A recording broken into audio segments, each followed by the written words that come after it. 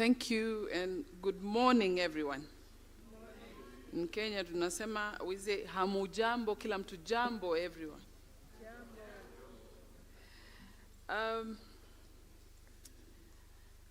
Now I realize my session, my name is Senator Hamida Kibwana, and I'm a member of the caucus and also a trustee of the Climate Caucus.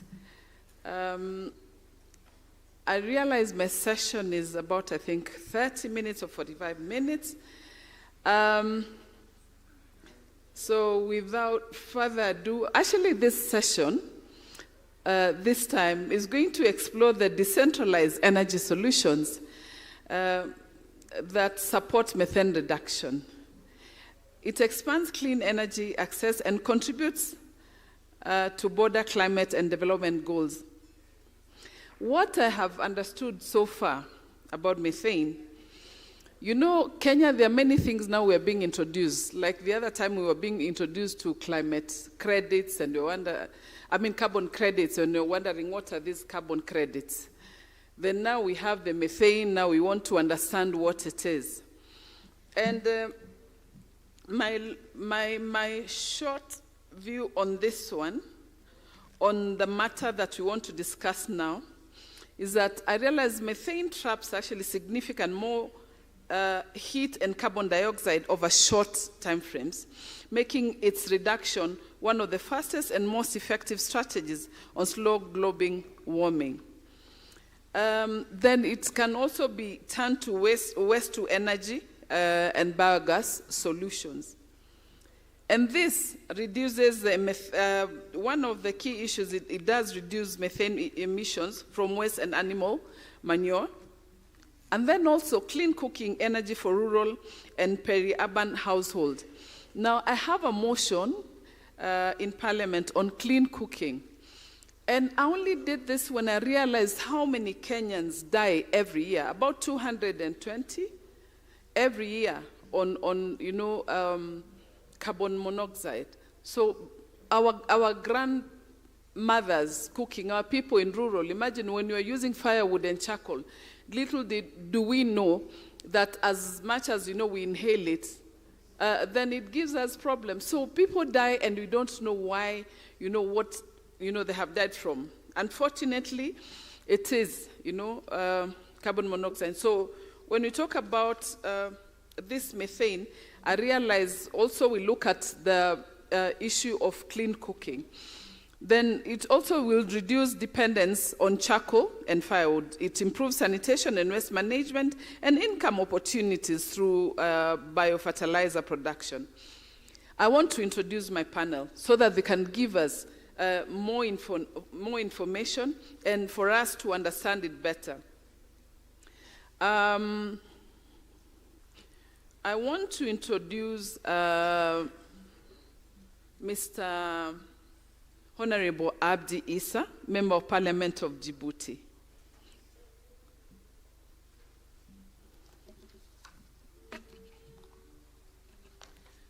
Now, as Honorable Issa comes, he is, Honorable Issa, a dedicated over 3 decades to the service of the Republic of Djibouti, currently serving his 2nd consecutive term.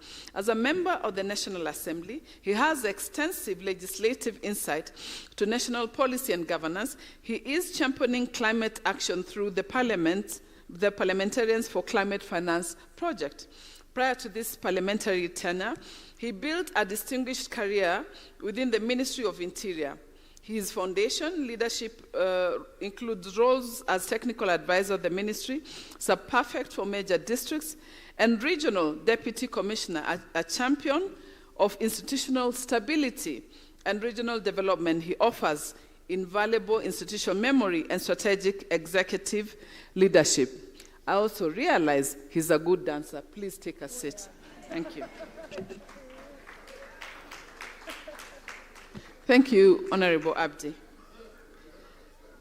My second panelist is Collins Cheriot. Mr. Collins Cheriot. Karibu sana.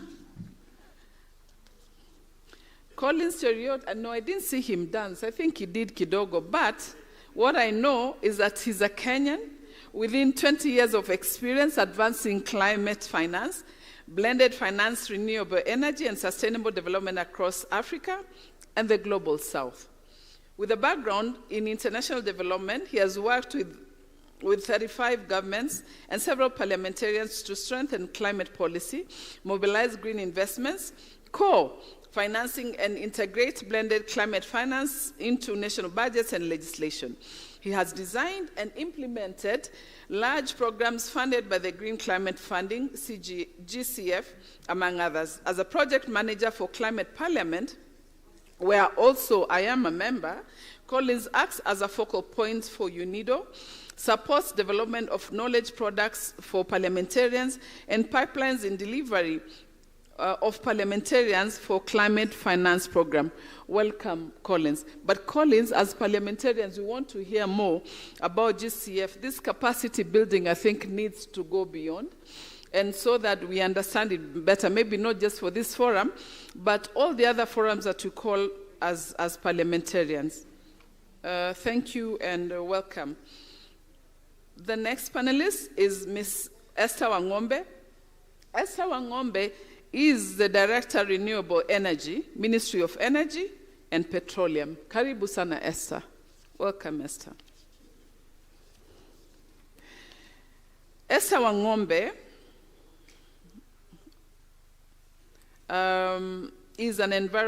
she has Masters on Environmental Studies, Postgraduate Forestry for Rural Development, ITC Netherlands, BSc Forestry, or Diploma in Counseling Psychology.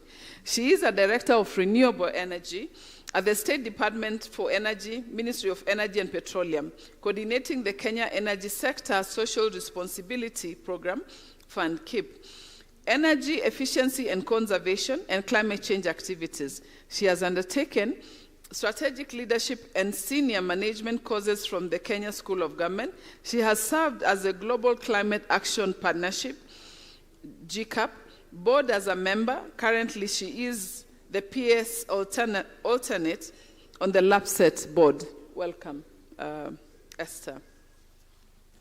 The next on my list is Sylvester Kaonga. He is the Senior Research Officer, National Assembly of Zambia. Welcome, Sylvester. Sylvester is a good friend of mine, quite cheeky at times. We meet in several countries on different occasions. Sylvester Kaonga, and we want to hear you here, Sylvester. You speak quite out there, so today we want to hear your voice. Sylvester Kaonga is a distinguished policy expert and senior research officer at the National Assembly of Zambia. As a dedicated desk officer for the Zambian Parliamentary Caucus on environmental and climate change, Mr. Kaonga coordinates this vital cross-party board to align national policy with environmental sustainability and the global energy transition. Currently, Mr. Kaonga provides a specialized technical support to the Parliamentary Steering Committee for the Parliamentarians for Climate Finance Project, chaired by Honorable Kasauta Michelo, MP. A key focus of his work in the legislative implementation of the Presidential Constituency Energy Initiative, a transformative national policy aimed at installing 2 megawatt, community-owned solar power plants in all 156 constituencies to bolster decentralized renewable energy. Welcome, Sylvester. The next one on my list is Willa Nabukangwa, Madam Willa Nabukangwa. Welcome. She is a research analyst, Kenya Medical Research Institute in Kenya. Is it in Kenya? Yes, in Kenya, right? Yeah. Willa Nabukangwa is a public health researcher and biostatistician with experience in generating evidence of the intersection of climate health and development. She currently serves as a research scientist and data analyst of the Kenya Medical Research Institute, KEMRI, where she leads school-based research under the Clean Air Africa project, advancing the transition from biogas to clean cooking and assessing impacts on air quality, health, and learning outcomes. Her work combines exposure assessment, mixed methods, research, and quasi-experimental evaluation to inform climate health and clean energy policy. She is pursuing a PhD. What? Okay. At the University of Nairobi, focusing on the neurocognitive and mental health effects of cooking-related air pollution among learners. Welcome, Willa. This one is a big profile, Willa. The last one, and this one is Mr. Anthony Kuria. Mr. Kuria is the CEO of the Sleeping Warrior, especially economic zone, that we shall visit tomorrow.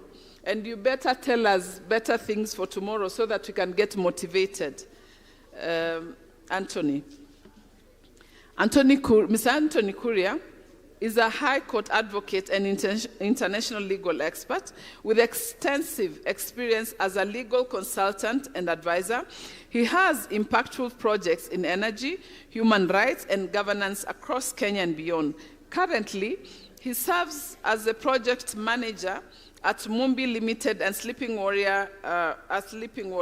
He is overseeing a groundbreaking geothermal energy project and the development of a green industrial park. Welcome, Anthony. Now, thank you, my panelists. So we have to agree that we have a few minutes. I've taken already, I think, about 10 minutes, so we have about 30 minutes to go. I shall start with Honorable Abdi Issa. And Honorable Abdi Issa, may I give you about 5 minutes? 5 minutes is good. Thank you.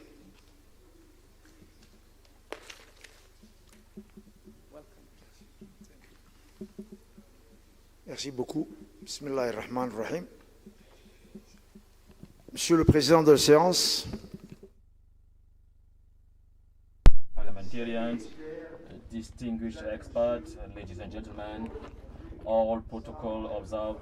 Assalamu alaikum. My name is Honorable Abdi Issa from the Republic of Djibouti and parliamentarian from Djibouti, and I'm taking the floor today on this session on decentralized energy system with a very particular belief that this is a topic that is at the heart of the national strategic of the Republic of Djibouti. Djibouti is a nation from the Horn of Africa, and 90% of our territory has a huge energy potential. Our solar energy potential is estimated at 200 gigawatt per day. And in addition to that, we have critical resources. We decided to use that potential, and we've achieved so many projects. We have a solar field with a capacity of 60 megawatt that was launched in December 2023. We also have a solar unit that is currently being constructed. Our geothermic potential is a key potential in our energy mix. Our national objective is to achieve 100% renewable energy by 2035 with universal access to electricity across the national territory.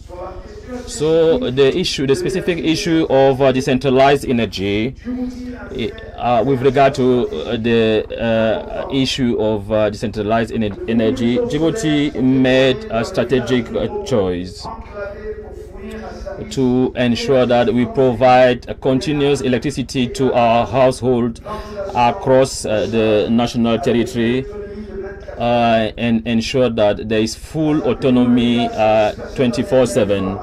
In a country where we have villages in some remote areas, having a centralized grid system cannot be the solution. And therefore, renewable energy is not just a palliative, but is a structural solution. But what differentiates us from others is the mechanism that we have put in place to fund this transition in a sovereign and sustainable way. In 2023, the President signed a decree creating the Sovereign Carbon Initiative. This is a mechanism that helps us control GHS emission based on the polluter payer principle. Most of the actors in our country that are polluting the environment, they have to pay a fee, and this contribution is 17 USD per CO2 ton. This is a very remarkable achievement, and this is the model that we've chosen to fund our energy mix program. And this contribution is used to fund adaptation and mitigation climate initiative to profit more vulnerable communities. And this initiative is also planning to fund a renewable energy project, and also biodiversity preservation, and also to fund food security across our country. Djibouti is a trailblazer when it comes to this initiative. So far, there is no African country that has embraced that option, and we believe that we can see that recently Gabon has also launched a similar initiative, getting inspiration from Djibouti.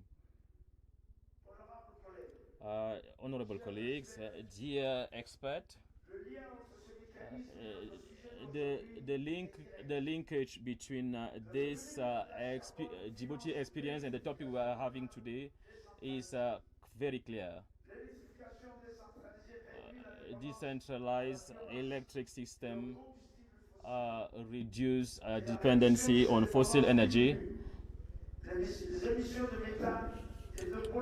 Methane emissions in our rural communities is something that Djibouti has transformed into state policy. And it is this very practical experience that the delegation from Djibouti, that is being led by the Ismail Gedi, who is here with us, that we would like to share with our colleagues from Africa who are here. Thank you very much.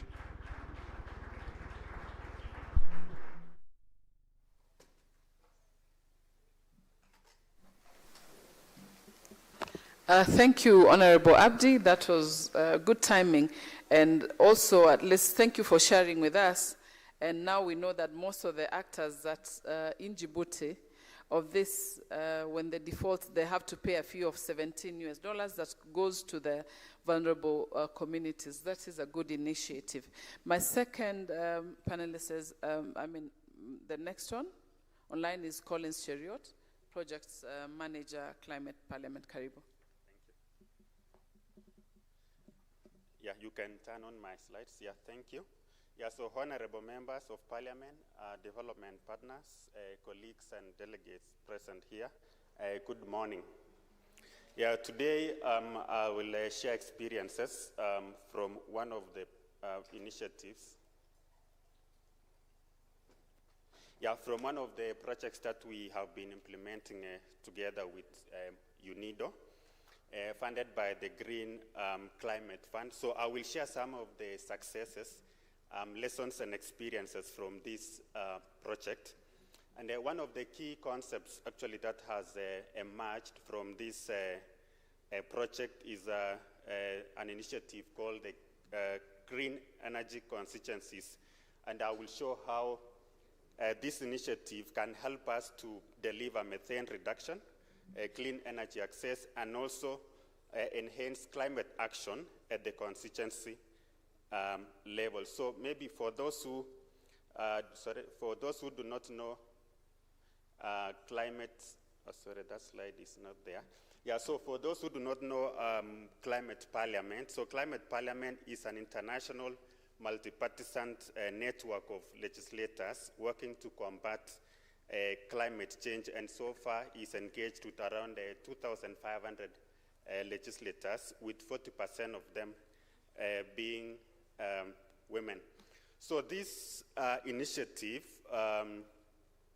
through co-creation process with parliamentarians, has delivered tangible and practical results, in particular, strengthening political ecosystem for climate investment across Africa. In particular, this program has built climate finance knowledge among parliamentarians through delivering workshops, developing learning materials and policy briefs, and this has resulted in improved understanding of climate finance and investment readiness among parliamentarians. And then secondly, the initiative has also strengthened parliamentary leadership, and we are seeing increased engagement of parliamentarians and also stronger coordination mechanisms, and more importantly, increased visibility and participation of parliamentarians in a number of events, such as the recently held Africa Climate Summit, where we brought a number of parliamentarians. And this also included facilitating parliamentarians to attend pre-COP summits, and also the Africa Climate Summit that happened a few years ago. And then at the country level, the project has also supported stakeholder investment dialogues and also development of investment pipelines. And a very good example is the Zambia's Presidential Constituency Solar Initiative, which my colleague could also talk about that. And then also in briefly, this initiative has also engaged a number of parliamentarians, and through this process, we have developed practical tools, including roadmaps, investment frameworks, policy briefs, and also concept notes. And then,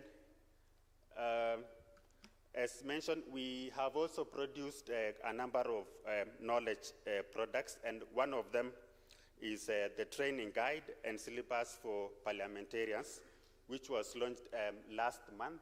That was in Nigeria. As you can see in the photo there, we have Honorable Abbas Lawal, the Minister of Environment in the Federal Republic of Nigeria, and also Ibrahim Abdullahi, the Special Assistant to the President of Nigeria.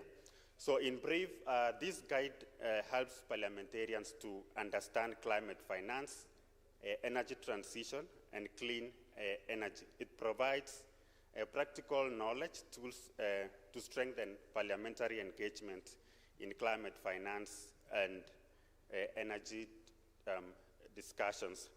So coming to the concept that I mentioned at the start. So again, this program has developed the green energy constituency concept. And what we mean by this is that parliamentary constituency is formally structured as a unit of clean energy investment, where parliamentarians bring together all the stakeholders operating within the constituency, including communities and government departments, to champion and originate locally led climate initiatives. And as a decentralized energy systems, green energy constituencies, aggregates scattered demand into bankable projects through addressing existing legal and regulatory framework. And then, so just to mention also that the green energy constituencies have huge benefits, particularly in addressing clean energy generation, just as mentioned by Senator Hamadi here, that we need more of clean cooking services within our homes. It also contributes to energy resilience, agriculture, and also local industries. This model basically helps to simplify investment processes and attract blended finance. So lastly, I would like also to share with you that we are happy to launch one of the key products or outputs that we have worked on, and this is the Climate Finance Knowledge and Resource Hub, which is available on our website. So this hub has been developed by the Climate Parliament and UNIDO through the Parliamentarians for Finance project funded by the Green Climate Fund. And in summary, this hub provides practical resources with realistic and actionable recommendations for parliamentarians, parliamentary staff, and also policymakers in Africa to advance climate action, energy transition, and sustainable development across Africa. The hub is available at www.climatepal.net resources, and the QR codes and links are available on your table, so you can access that resources. So just to mention some of the resources available in that portal includes the training guide and syllabus for parliamentarians, and also a number of policy briefs, including on green data zones, all-carrier geothermal power, and currently we are in the process of continuing to upload a number of knowledge resources. And with that, I come to the end of my presentation, and I would like to say that on behalf of Climate Parliament and all the partners, we thank you for your participation, and we look forward to working together. Thank you.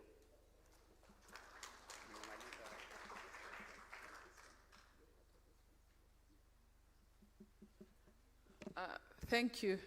Thank you, Collins. Collins, I've heard you talk about increased visibility and capacity building. But then I'm just wondering, how does this one also trickle down to the local Kenyans? You know, I think we only see the impact when the funds move beyond international conferences and national policies, so that it gets into real community benefits, livelihoods, and services. Otherwise, we'll be having this conferences over and over again, but then it doesn't trickle down to the local Kenyans. That's a challenge for you. Thank you, Mr. Collins. Let's give him a round of applause. I now want to welcome Madam Esther Wangombe. That's the Director of Renewable Energy. Ms. Esther Wangombe is going to give us an overview of the relationship between methane and energy siting examples of projects implemented by the ministry. Karibu.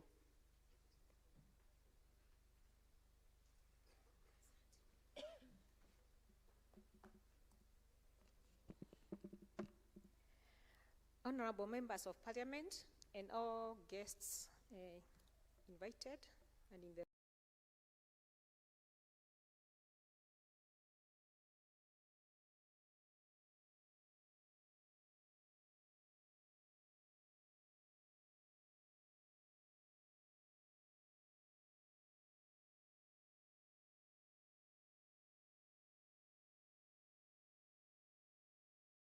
% of our electricity in the country is from renewable energy sources. But 69% of the households in Kenya use biomass energy for cooking. somehow energy impacts on all of us. Whether you are, wherever you are impacted by, you are somehow, energy is part of your life. So when it comes to cooking, incomplete burning of wood fuel, charcoal, agricultural waste, it generates methane gas. Another source of methane gas in driving behavioral change, so that people can use the cleaner cooking solutions, like the energy-saving jikos, and those who are in the urban centers or those who are connected with electricity, they can use the e-cooking. That is those electric cookers. They are even more cheaper to use than sourcing for firewood and charcoal. And thank you so much. I can go on and go on. Energy is very wide. Thank you.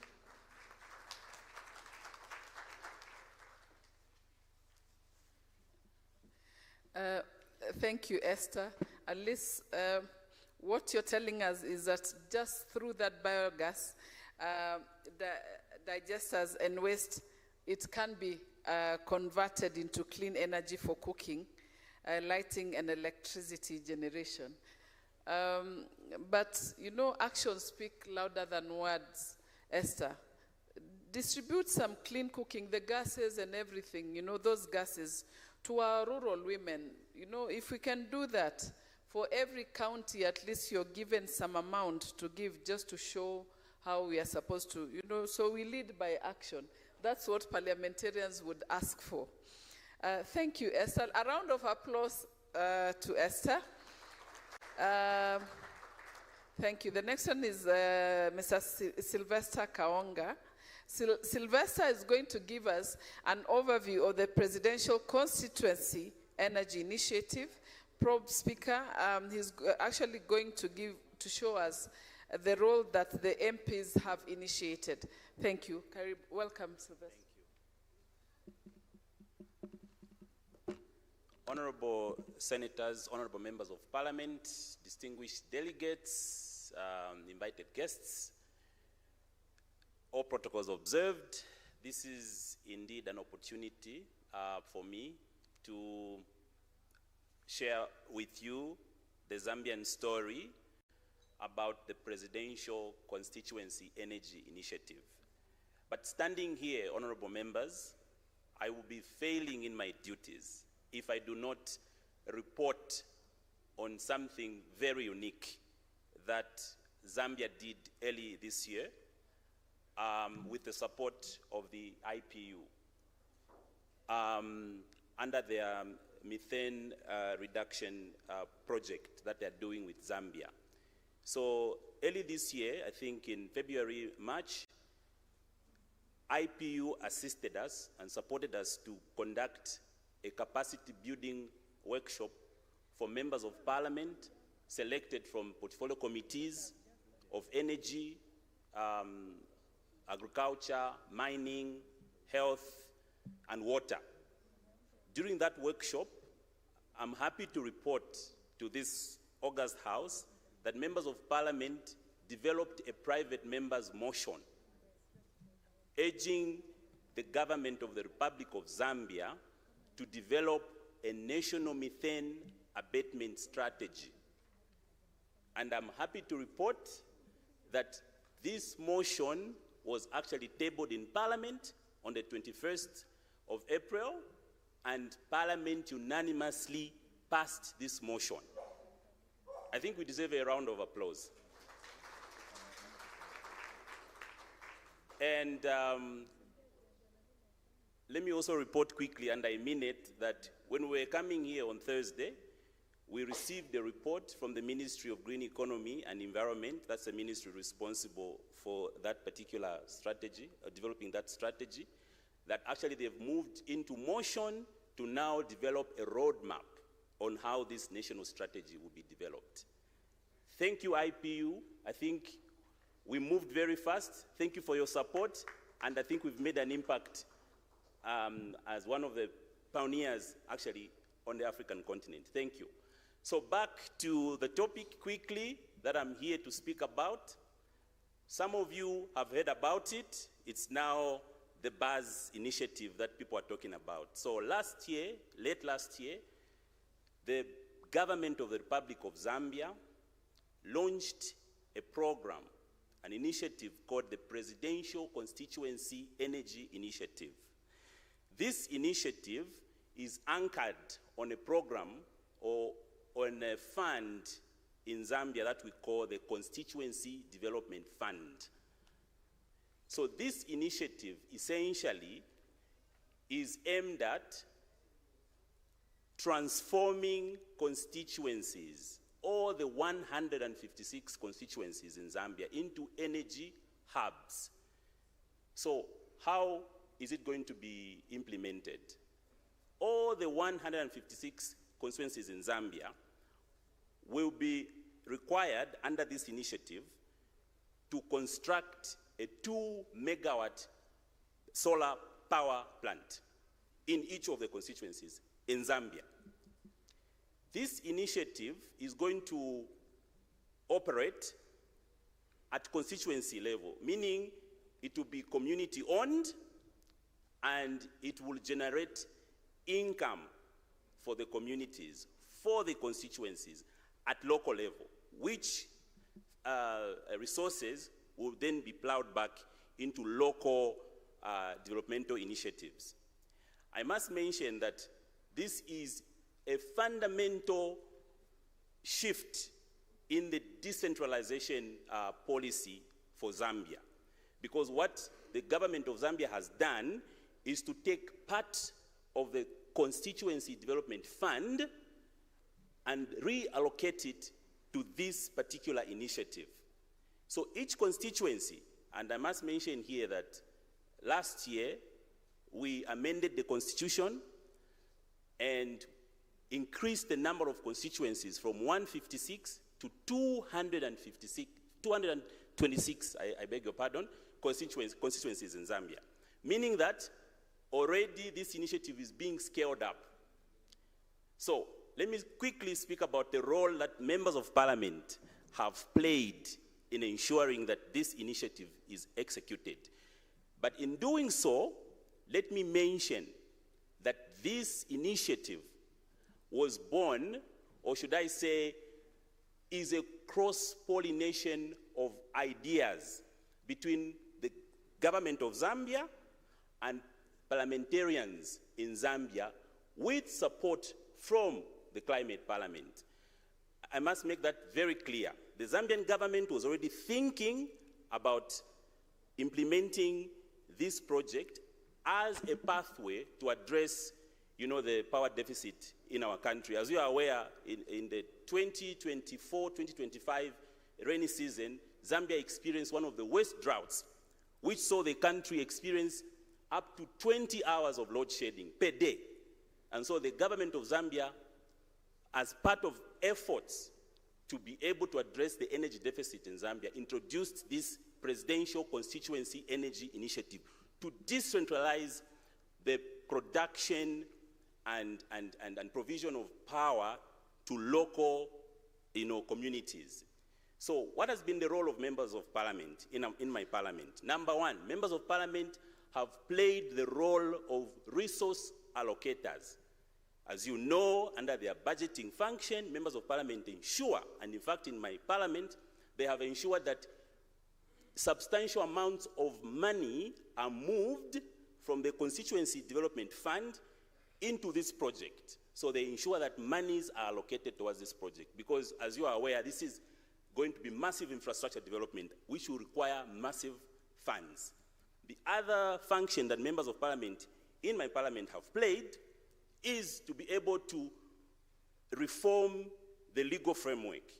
So recently, the Zambian government, I beg your pardon, the Parliament of Zambia reviewed the Electricity Act, which included, among other things, the introduction of what we call the open access regime, which essentially speaks to how independent power producers can use the national grid to supply power directly to customers.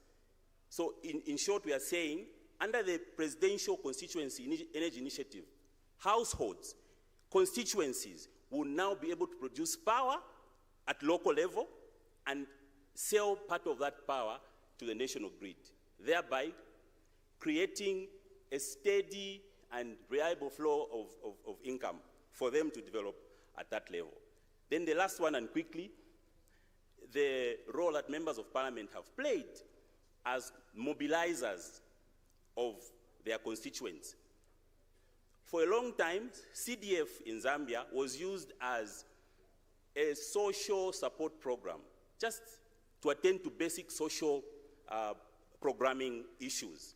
But now there's need for members of parliament to educate the people that this fund can be used to transform constituencies and create wealth at local level. This is what members of parliament in my parliament have been able to do. Of course, not forgetting, and finally, how members of parliament have been a bridge between the government, the local councils, as well as the traditional leaders in the acquisition of land, for example, because you need land to build up such infrastructure. So members of parliament have been able to, act as a bridge and also to convene people, because they've been using their convening power. As you know, members of parliament, you wield that power to convene various stakeholders, bring them to the table, and discuss this issue. So I'm happy to take questions about this much talked about Presidential Constituency Energy Initiative and share with you. I thank you, and asante sana. Guys, I warned you. I told you Sylvester is smart. Don't you think he's smart? He has even challenged us. He has challenged us as Kenyan parliamentarians. IPU and Climate Parliament, kindly give us the same support that you gave Zambians. They have already told us. And I don't think, Senator Kajwang, we have received that kind of support. So I am requesting on your behalf that kindly give us that support. And we have also learned that, the money allocated as parliamentarians, those money was allocated for the legal framework. And then there was also reforms that were done. Then also the open access regime, that is independence of producing the supply, power supply direct to households, and also mobilizing and creating awareness. Thank you, Sylvester. This was a good one. Seriously, it's an eye-opener. Let us give him a round of applause. Thank you, Sylvester. The next one is Willa, Madam Willa Nabukwangwa. She is a research analyst from Kenya Medical Research. And we are looking at almost 1 billion African lack access to clean cooking, leading that number that I was telling you. I was just talking about locally, but then internationally, imagine we lose 815,000. We always have 815,000 deaths annually. This is more than malaria and HIV, and we don't realize that. Do we have enough evidence to declare clean cooking a continental pandemic that requires urgent attention? I'm sure Willa will tell us more. Thank you. Thank you very much. Honorable members, distinguished guests, all protocol observed. Good afternoon. Oh. Okay. Great. Am I audible now? Oh, you can't hear me yet? All right. So I would like to speak to the issues around clean cooking and say that yes, indeed we have adequate data to be able to associate the issues of clean cooking with health and climate impact. So for instance, you imagine that currently nearly 1 billion people in Africa rely on biomass fuel, including charcoal, firewood, crop residues for cooking to survive on a daily basis. So the combustion of such fuels, I think the rest of the panelists have also spoken to the same, that it results to household air pollution. Household air pollution consisting of a number of gases, methane included, PM 2.5, carbon monoxide, among others. This results to the deaths that Senator has already talked about, but more specifically in Kenya, we lose around 27,000 people from household air pollution. Household air pollution also contributes to the ambient air and significantly to global warming, climate change issues, and issues around ozone.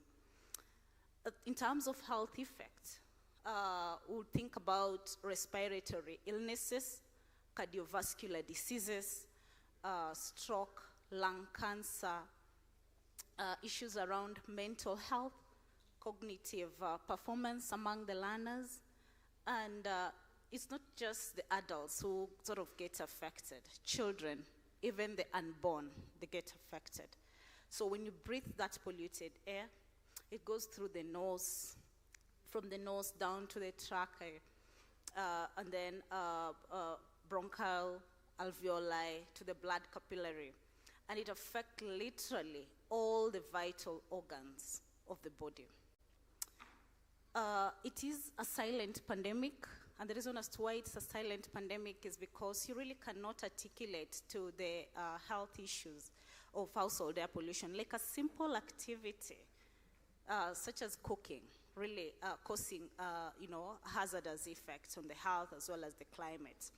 Children, women, especially the pregnant one, and individual with sort of compromised immunity, older adults, and those in low-income communities are the most affected. So that's why we call it a silent killer. And really, people continuously, or ignorantly continue to use those polluting fuels for cooking, really without knowing. So it is our role, it is the role of the delegates in the room to think about capacity building, advocacy, and budgetary allocation for the issues around clean energy, especially for those that live in the arid, semi-arid areas, or those with really low income. Thank you very much.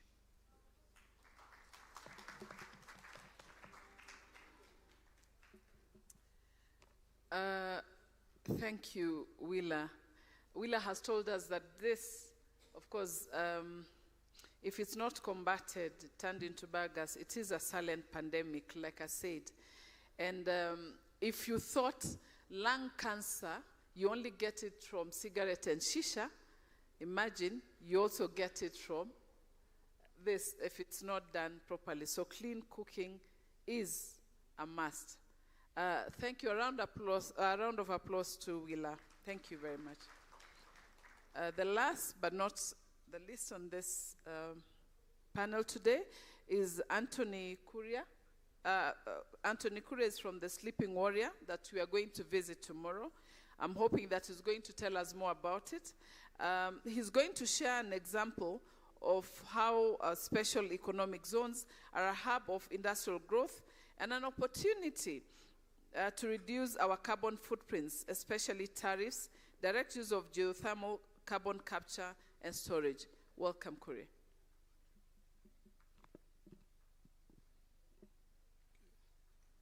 Honorable members, the IPU Secretariat, distinguished ladies and gentlemen, good afternoon. My name is Anthony Kuria. I am from Sleeping Warrior, the site of the field visit tomorrow. So I know many of you are asking, what is this Sleeping Warrior? So Sleeping Warrior is a name we have translated from the Masai Mountain, which is on our property. I saw Senator Ledama Olekina yesterday, and he would have told me if I'm pronouncing it correctly. So in Kimasai, it is called Engiragata or Morani. It resembles a sleeping Maasai warrior. So we have named our special economic zone after that mountain. We own about maybe 8,000 acres in that area. 1,500 acres of that has been set aside for a green industrial park, which we will be coming to see tomorrow. At the same time, we are also an IPP, an independent power producer. We are exploring and developing a geothermal resource of 140 megawatts. So the question is, why Sleeping Warrior? So we have become a pioneering hub for some really new technology in carbon removal, where we are hosting a number of outfits, and I'm with two of them. They will get a chance to say a word or two, where we capture, one of the companies is capturing carbon dioxide directly from the atmosphere.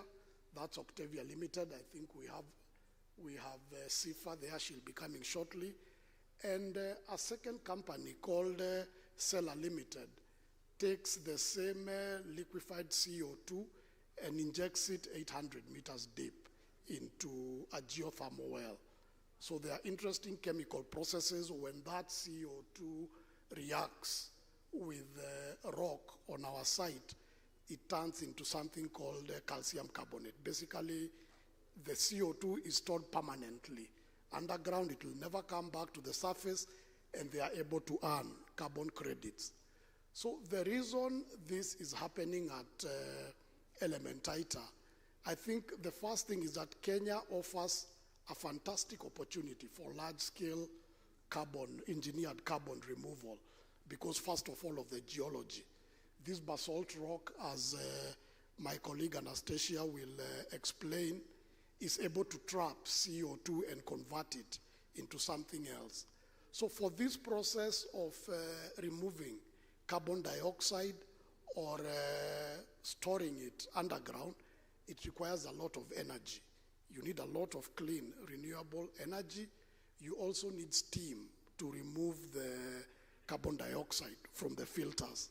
So tomorrow when you come to Elementaita, and we are really looking forward to hosting you, you'll actually see 3 pilot projects doing exactly what I am describing. They will explain how they are capturing the CO2, how the same is stored, and the technology that they are using. Ourselves, as the owner and developer of the special economic zone, we are really providing an enabling ecosystem, first of all, by availing our land and our license for these projects to take off.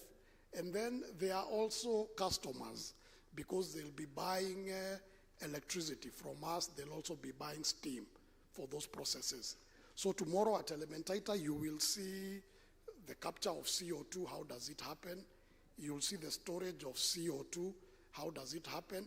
And you will also see Kenya's first privately developed geothermal energy project.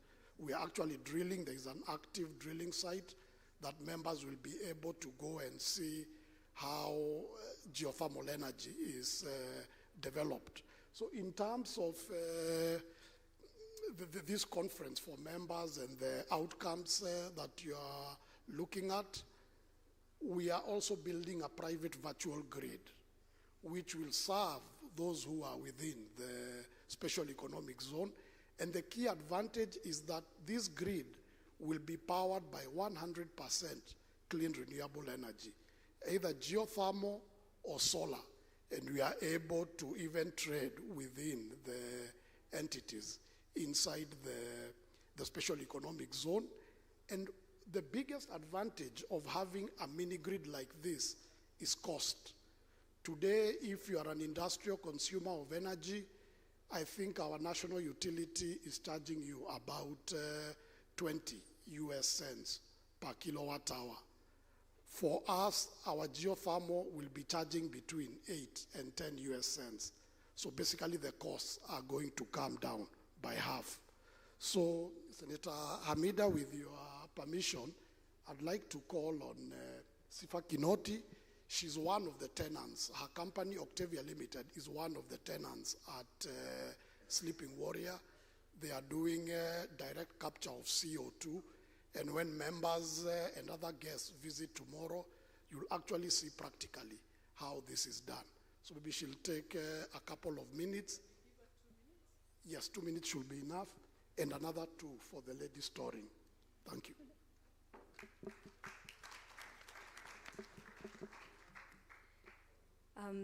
Honorable members of parliament, distinguished guests, partners and colleagues, good afternoon. My name is Sifa Kinoti. I'm the head of policy and partnerships at Octavia Carbon. We, as Tony has said, we are one of the tenants at the site, and we want to talk to you a little bit to show you what you're going to see tomorrow, which is a cutting-edge technology called direct air capture. So I'm going to give you a very quick science lesson. Direct air capture is a process that removes carbon dioxide from ambient air, the air we're breathing in right now. And how this happens is in 4 very simple steps. We have a very special chemical filter. Air is passed through it. Stage number 1, the filter captures the CO2. Stage number 2, when it becomes saturated with that CO2, you apply heat. In this case, we're using geothermal heat productively to remove, or rather to release that CO2. Stage number 3, we purify the air, the CO2 that passes. You might have impurities, you might have steam, and then stage number 4, we compress it into a liquid. Thereafter, that CO2 can be stored permanently, or it can also be used as an industrial gas to create sustainable aviation fuel, fertilizer, etc. One of the reasons why we set up here in Kenya, as Tony has mentioned, is because of energy. It doesn't make sense to capture CO2 in a place where you're releasing CO2 at the same time. Number 2 is the talent. We've spoken about youth, and we're happy to say that Octavia has been able to provide over 100 high-skilled technical jobs right here in Kenya, and the machines are designed by Kenyans for Kenya using Kenyan energy. And we promote local manufacturing as well, because we have to use our local resources to create this technology. Our ask of the parliamentarians, tomorrow we're excited to host you, and we ask that you continue learning about this technology and recognize it as an emerging hub, or rather an emerging sector that is a whole industry, a whole sector that not only captures CO2 from the atmosphere for climate mitigation, but is also able to use that CO2 reproductively. Thank you so much for your time.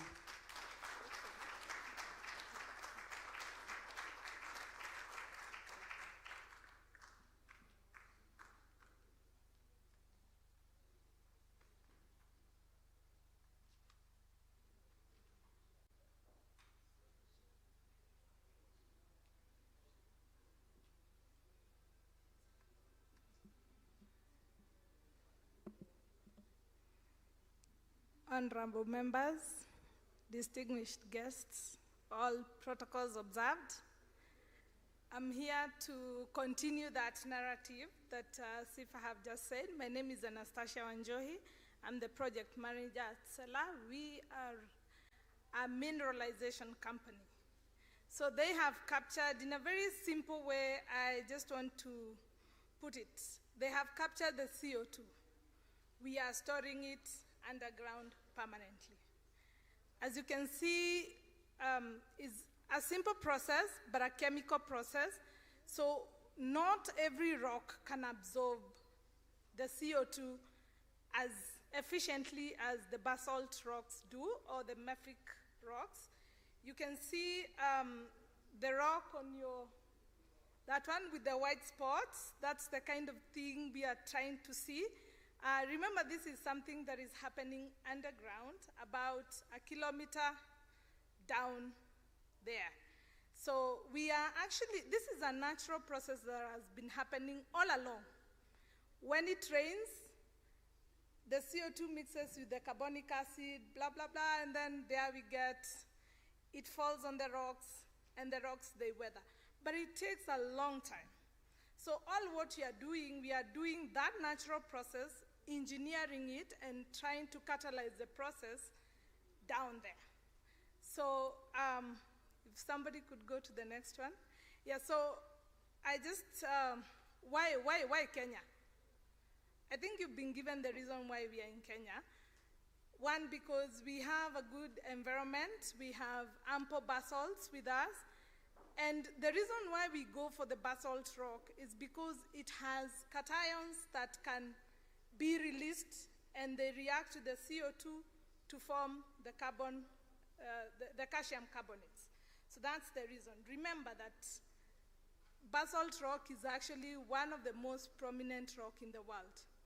The other thing is that what we are doing, it's not something that has not been done elsewhere. This has been happening, carbon storage has been happening in the oil and gas sector for many years. So it has been proven. It has also been proven in a geothermal field, and hence that explains why we are in a geothermal field.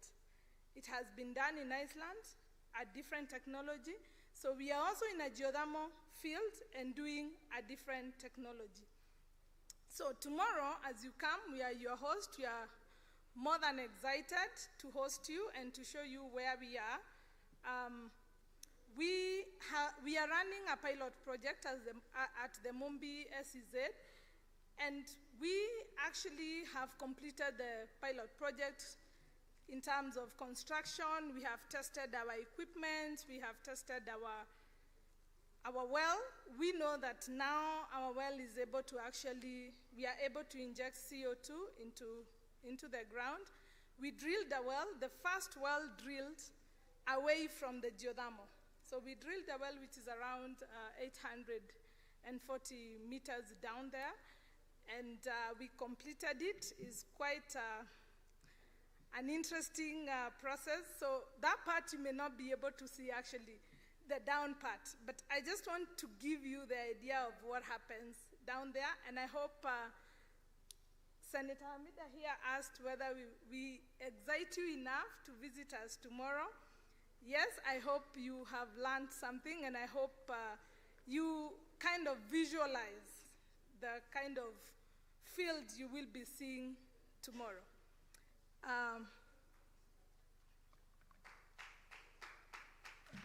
Yeah, I think that's it.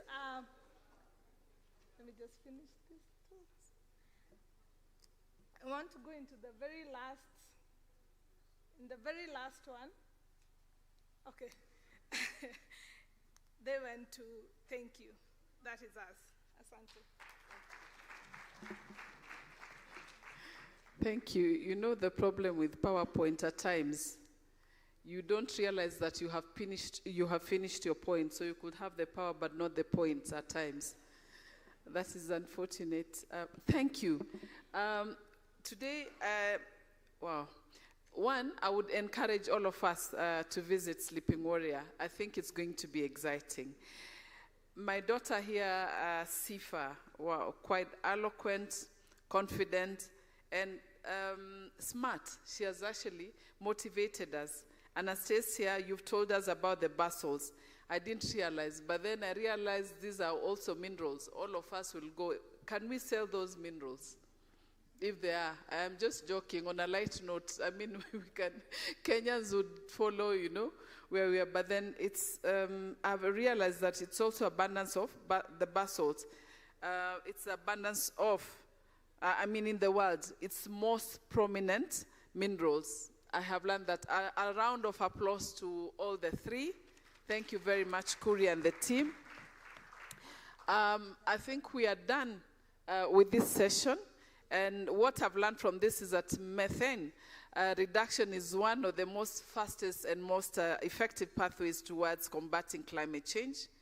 And what we need to do, it is a challenge to us parliamentarians that we need to move beyond commitments and champion bold policies, adequately financing and strong oversight that will accelerate methane reduction and meaningful climate action. And for that session, I want to say thank you very much for being good listeners on this session. And I'm really hoping that we'll have the best way forward on the discussions. Asanteni sana. Thank you very much.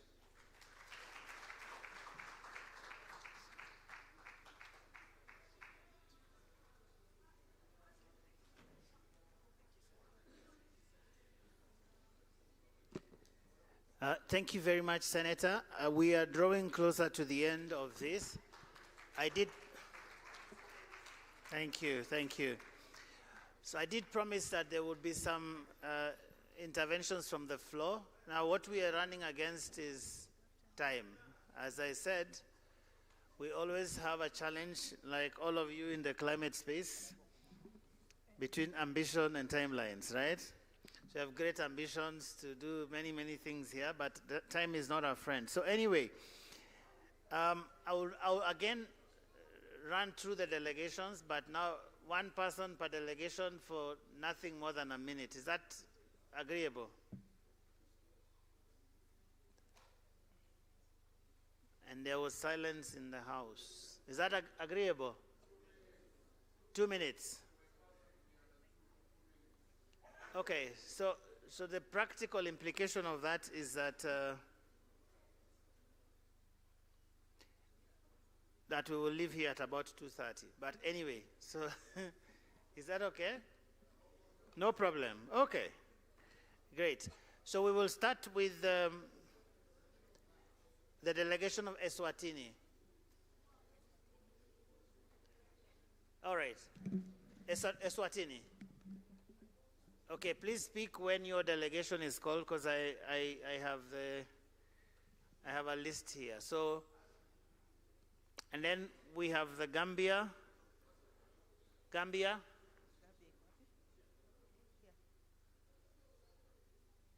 If you have said everything you wanted to say, it is also fine. We can go to the next. The Gambia, yes. And Malawi? Okay, so let's start. Let's start with the delegation from Eswatini. And please allow me to stop you when the 2 minutes are over, just so that we finish.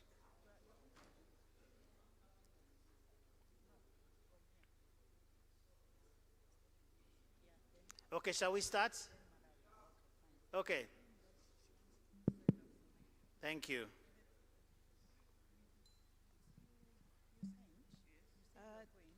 Thank you very much for the presentation. It's really appreciated. My name is Lindy Wengwenya. Can you hear her? That microphone doesn't seem to be working very well. It's not working? That's better now. How is it now? That's better. All right, thank you. First of all, I really appreciate the presentation that has been made. It is quite an eye-opener. Mine is just to find a way, or rather how to strike a balance where in our country we have commercial sugarcane farmers.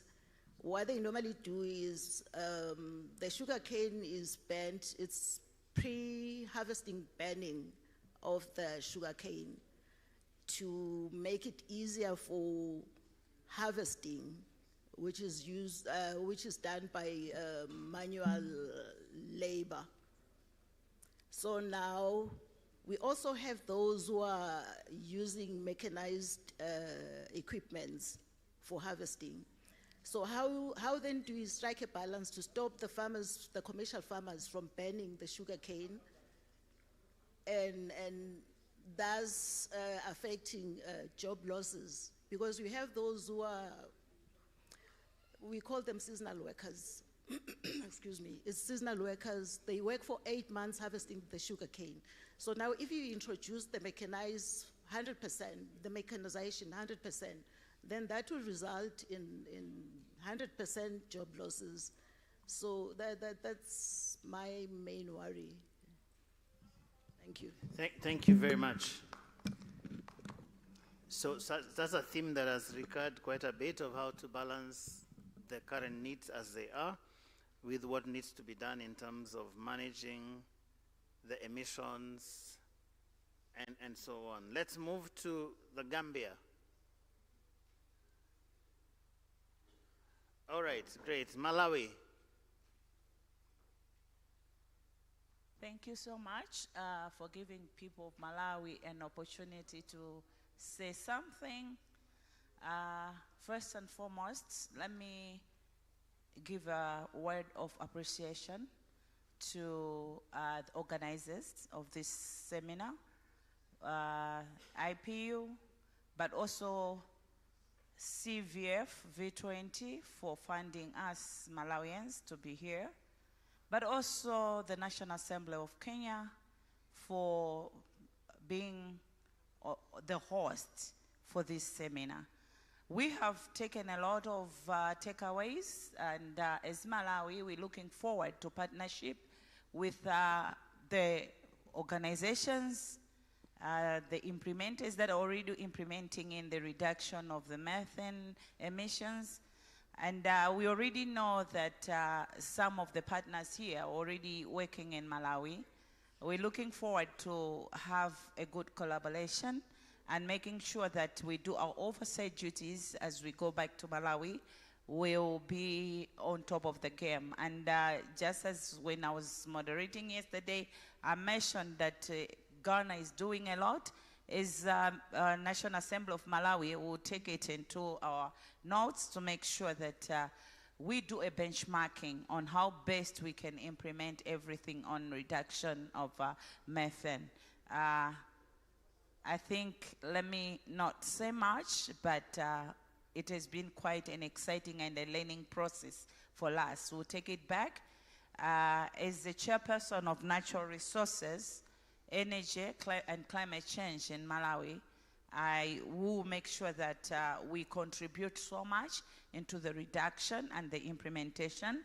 But also our neighbors, Zambia, we know you're already doing something. Thank you. You're doing great. We'll be there. We'll come to learn more. Thank you so much. Thank you very much. South Africa.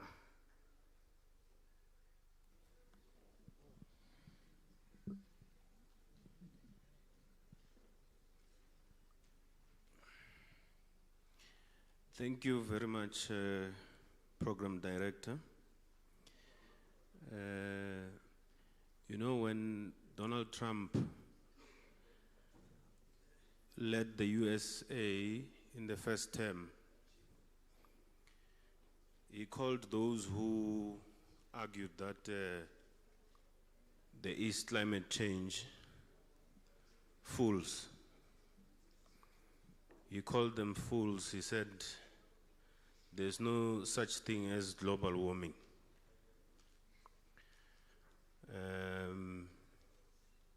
I don't know what he was thinking, but we are experiencing global warming in South Africa, in Mozambique, and in Zimbabwe. Some of our South African fellows and academics wanted to believe what Donald Trump was saying. But because now it's a living experience, they want to lead the subject of global warming, and they are far behind.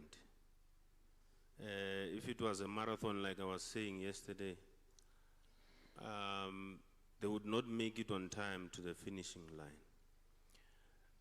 Now I want to make a call again from Cape to Cairo, Morocco to Madagascar.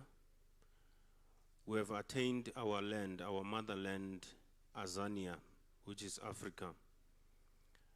Let's protect it from disastrous happenings. We can protect it by joining hands and do what is supposed to be done. By the way, the solution is very simple. You know... Thank you. The solution is you just clear the air. Thank you very much. Thank you, Honorable Mikateko. For those who remember, he was supposed to sing. Maybe he did it in the evening, I'll find out. All right, Ghana.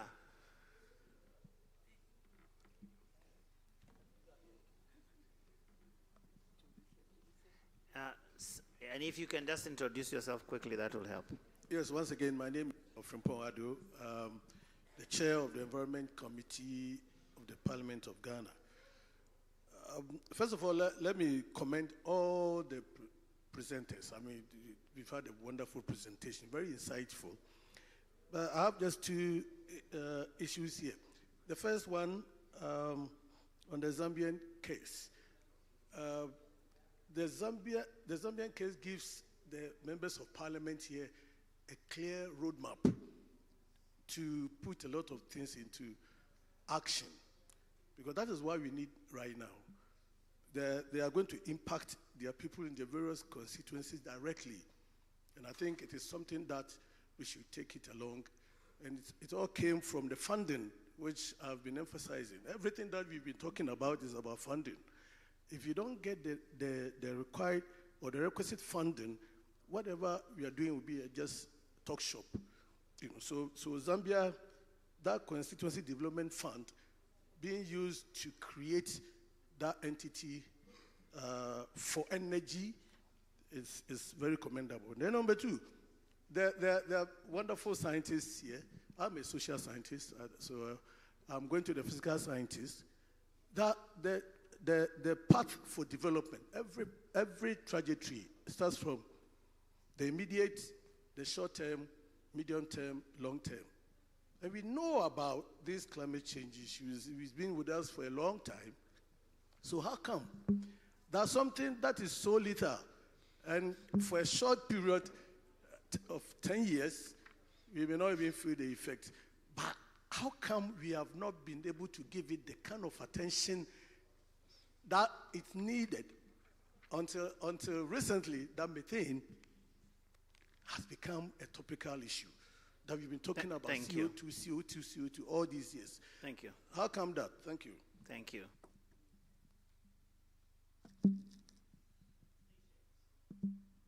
Seychelles, the delegation from Seychelles.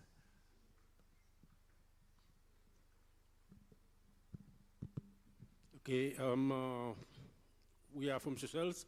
So firstly, we want to thank the organizer, the IPU, and we want to thank the hosting country, Kenya, for inviting Seychelles in this delegation. Of course, like you all know, Seychelles is a small country. Our land are limited, but we have a lot of seas, and we are mostly affected by the environment relating to the sea. So I think that with this conference, we've learned a lot, and as small as Seychelles is, we are committed to unite with Africa and to help all our friendly country to bring the change that we're hoping for the betterment of the world. So Seychelles, we are all on board. So I'm very happy that you have the chance to come here, and we will bring a lot of things to our country to share with our parliament. And not to forget, at the end of this month, all the parliamentary members, they are going on a workshop in regards to climate finance. So we are all on board, so count on us, Seychelles. We are very happy to be among you all. Thank you very much. Thank you very much. Next, we have Algeria.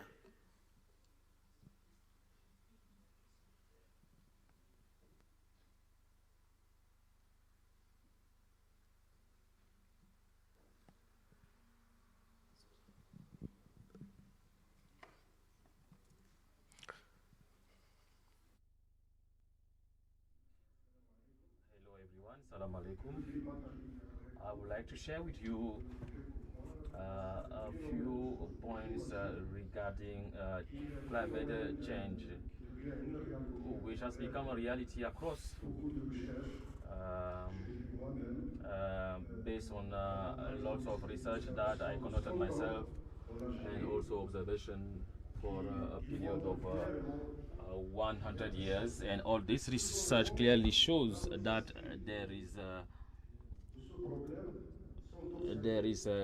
that climate change is a reality, and we can observe it at several levels, at the micro level and also at the global stage. We are all observing that climate change is a reality in forestry ecosystems, aquatic ecosystems. We also have studies that have been conducted on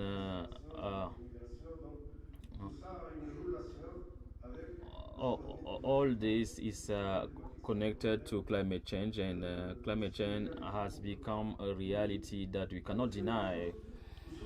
The second issue is that it's a complex process, and therefore our response should be complex before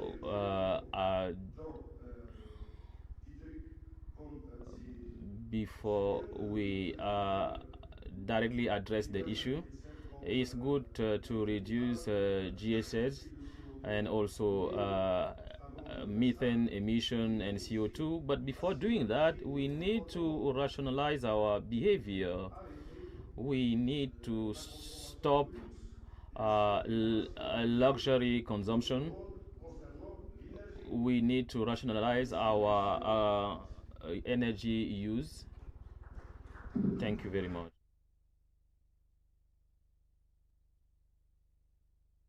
Have anyone? Tanzania.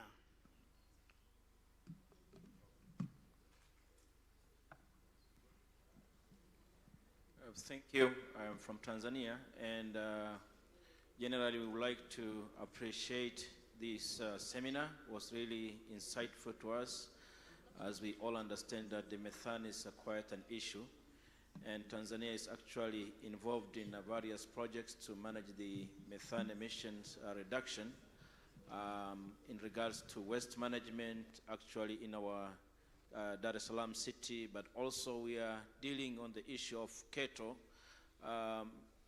in regards to manure management, but as well looking into the better and best practices that will reduce the methane emission from the cattle. As we know, this is one of the significant contributors to the methane emission in our country.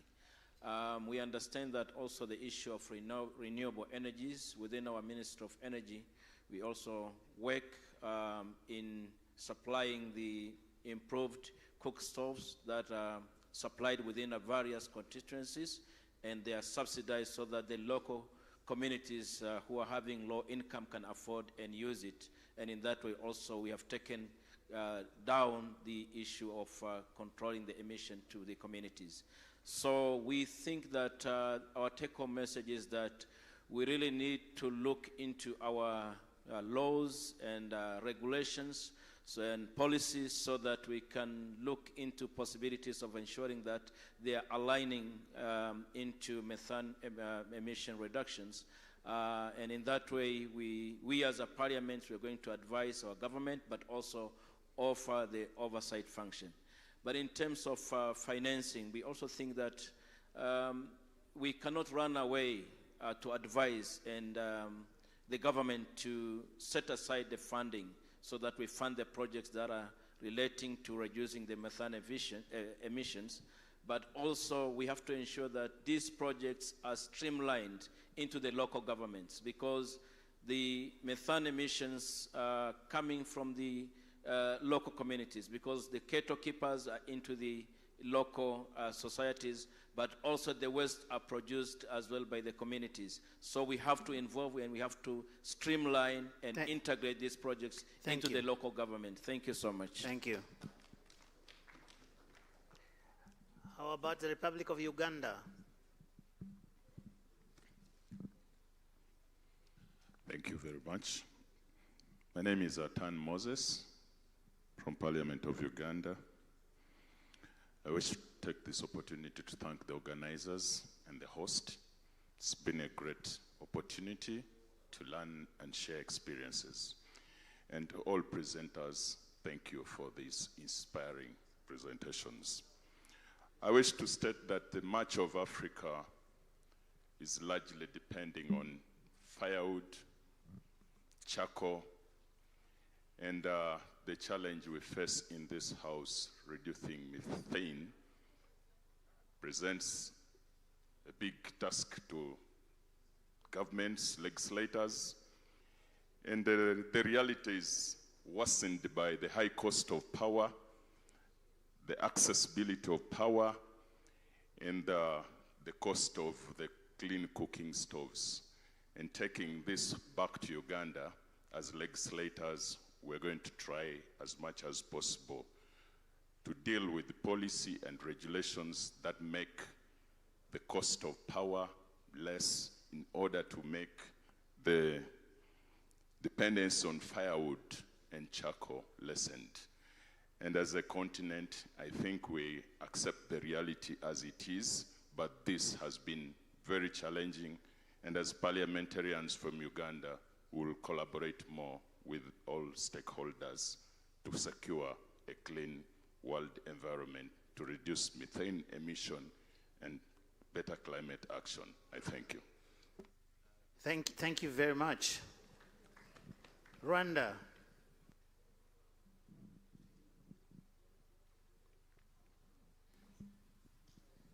Thank you very much. My name is Francine Tumushime. I'm from the Parliament of Rwanda. First of all, I would start by thanking the Parliament of Kenya and the government at large for hosting us. But also I would like to thank the IPU and the Climate Parliament team for the smooth organization. Our takeaway from this seminar on methane reduction is the need for stronger coordination among various sectors and the recognition of subnational governments as key implementers. Emphasis should be placed on community mobilization, enhanced awareness among all stakeholders, improved access to adequate financial resources, and the strengthening of technical capacity with sustainable, inclusive development remaining the ultimate goal of all action aimed at reducing methane gas emission. In this regard, our Parliament commits to have a critical role to play through legislation, oversight, resources mobilization, and the promotion of policies that support effective methane gas reduction and sustainable development initiatives. Thank you very much. Thank you very much. Let's go to Ethiopia.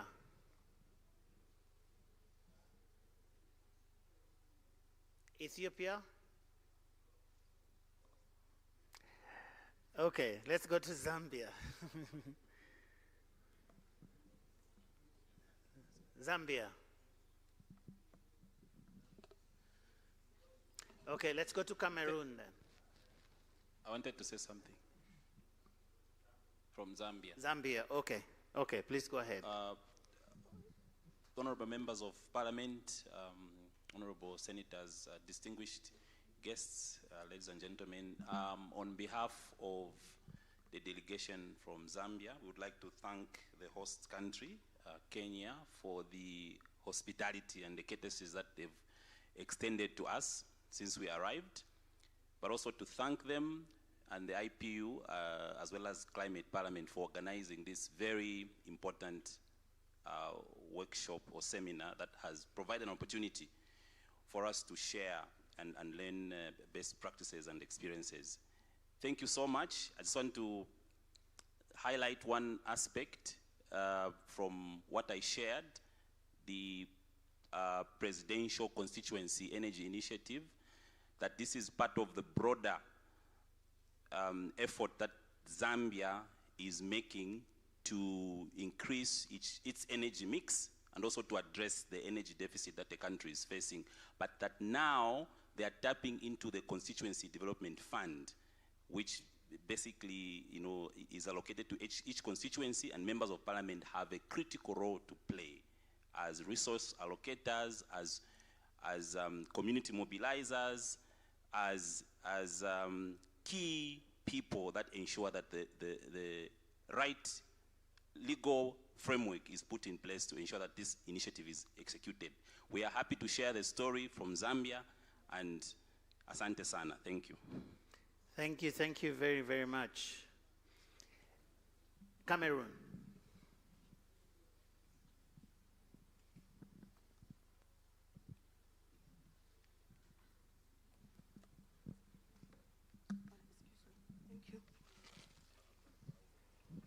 Merci beaucoup pour la parole donnée au...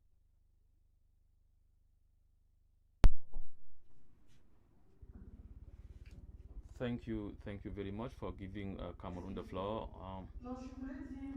I wanted to thank you for this seminar, not just for day 2, but since day 1.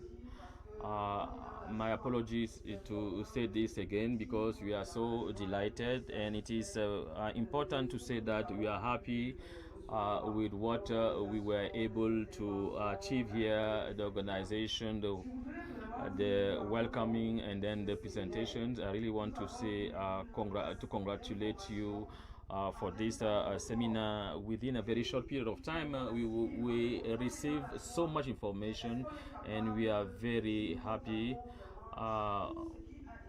And we are short of words to say thank you. That's why I would like to suggest that we receive all the different presentations that were shared here. I'm not sure how we are going to achieve it, but whatever is possible, can we get this documentation so that we can take ownership of all the lesson gathered here. Today was extraordinary. I want to talk about this session. I would like to come back to clean cooking and the issue of methane in relation to health. When you look at, when you see the number of people dying at the global stage and across Africa in relation to clean cooking, what it means is that in our countries, in our villages, we rely on firewood to cook.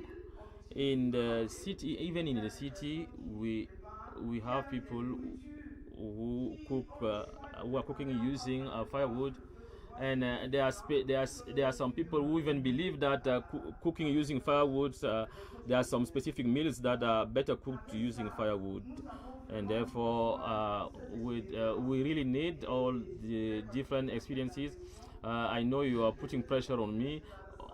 I can feel it here, but I would like to say that we are wondering how we believe that there are certainly many more people who died as a result of a lack of clean cooking, and therefore we are certainly having issues, health issues that are related to lack of clean cooking, and we don't know that this is due to using firewood for cooking, and that's why we need the information that was shared here.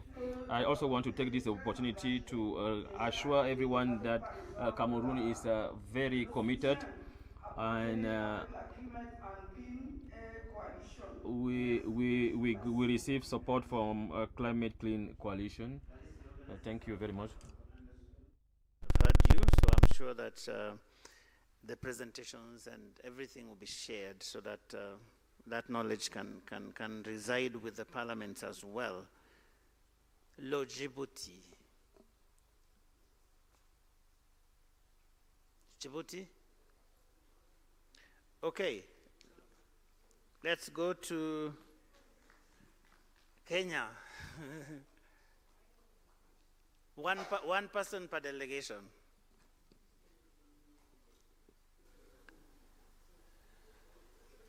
Yeah? Okay. I have been told the lady, so the vote says the lady.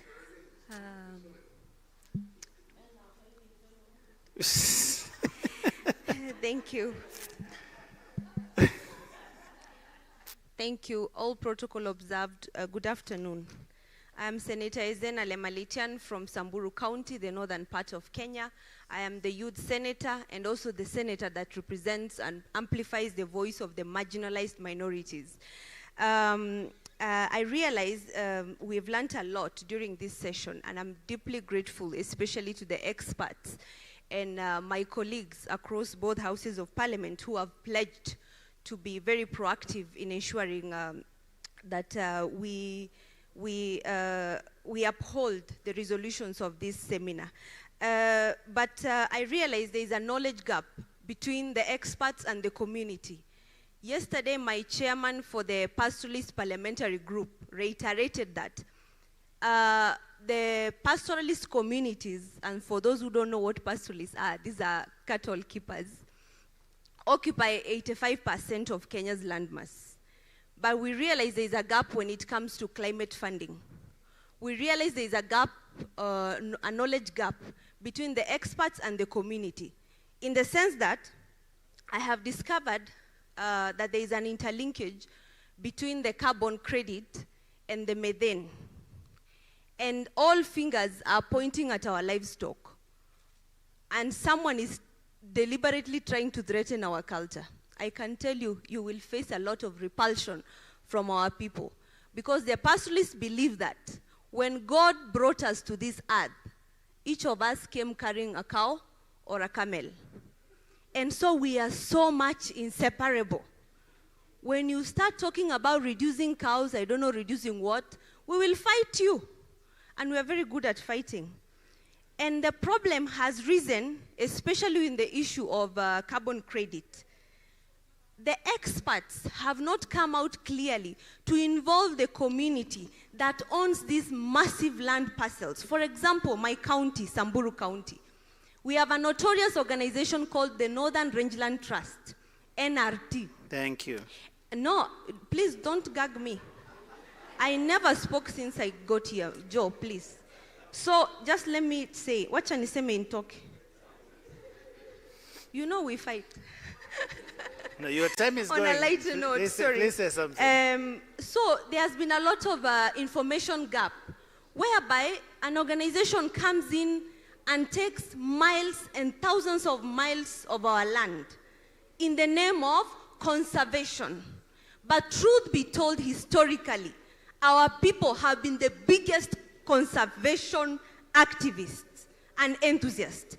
Our lifestyle is very, very strongly intertwined with conservation. We depend on the environment for everything as pastoralists. There is no way we can damage that environment. If this information, especially by experts from ILRI, is brought to the people, whom, by the way, majority are illiterate, and you can't blame us at this point because we are working hard to reduce the illiteracy. But if this information is brought to the people, they are enlightened and empowered. We are able to understand what is this carbon harvesting. What is this all about methane? But if you have a very critical organization like ILRI, based in Nairobi only, well, there are issues they are handling largely affecting the people in the northern part of the country, then we will have very little to achieve. Thank you. So I would request that you have a branch in Samburu or anywhere in the northern part of Kenya, so that when you're dealing with your research, at least you can meet these people and translate this very critical and important information into a language that can be understood by an ordinary citizen. Last but not least, Thank you. There is a gap in climate financing. I have just seen that Kenya has received 5.4 billion. I am yet to follow through and see how much of this amount has gone to the northern part of Kenya. We may be marginalized, but the few of us who are in parliament, led by our chairman, we will speak and fight for our people. And it's not going to be an easy task. Thank you very much. Thank you, thank you, thank you. Yes, we have seen how you can do it. Thank you very much, Senator. Ladies and gentlemen, we have completely run out of time. And so at this point, let me first of all just recognize the delegation from UNEP. I think we didn't do a good job with that yesterday. UNEP, they're here. Thank you very much. Also, a logistical note about tomorrow. There was a presentation here about the trip tomorrow. So everybody who is interested, please sign up at the desk out there. Be here tomorrow at 6:30, and the buses will leave at 7 o'clock. All those timings are cast in stone, so you need to be here. 6:30, you need to be here so that the bus leaves exactly at 7 o'clock. Okay. So, distinguished delegates. Chairman, Over. Chairman, on a point of order. You know, it happens for the second time that Mozambique is not recognized. And we wonder what is the problem. My apologies, my apologies. Yeah. Sure. So please, let's have the, thank you very much. I apologize on behalf of everybody, all the organizers. Please make your intervention. I'm so sorry. So I remember something that the President Patrice Lumumba said about the Union of Africa. I don't know that you can accept me to speak in my language, Portuguese. Please speak. Boa tarde, senhoras e senhores. Meu nome é Nelson Guirrugo. Sou deputado da Assembleia da República de Moçambique.